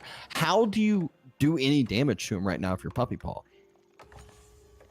Yeah, exactly. There's not really any openings. I'm surprised Puppy's not going for any wolves. Maybe he doesn't know there's a couple wolves to the left of his base. And maybe he's just, hoping to get some villager kills. Because if he snipes a villager, that's XP, right? So in general, I'll be very curious how this goes. And, you kind of have to do this early farm transition on this map. There's not that much food. And the deer, he's never going to get the deer. Beastie is.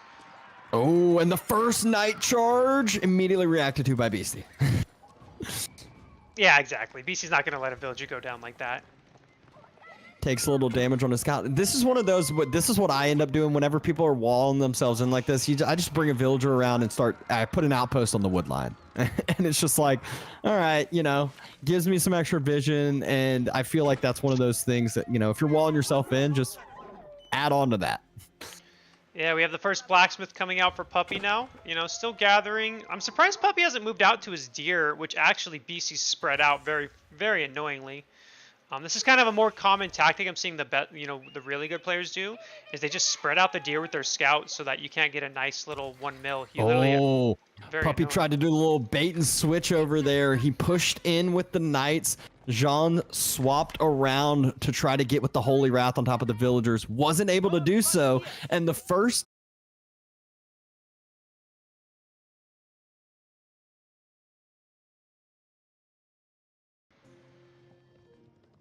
It's all fine. It's all fine. Actually, am I really back though? Do I have to restart because of the audio? I need to switch to It looks to be back on mine at least. It's back, but I don't know if you can hear. Yeah, I just got kicked out. What time are you at? 8:18. Okay.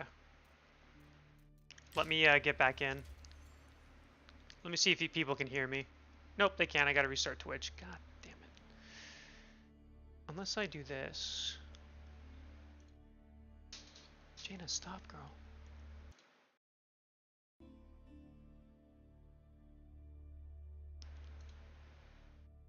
Oh, my game just skipped. I have no idea why. I'm at 8:45 now. Okay. Let's see if the audio's back on my stream.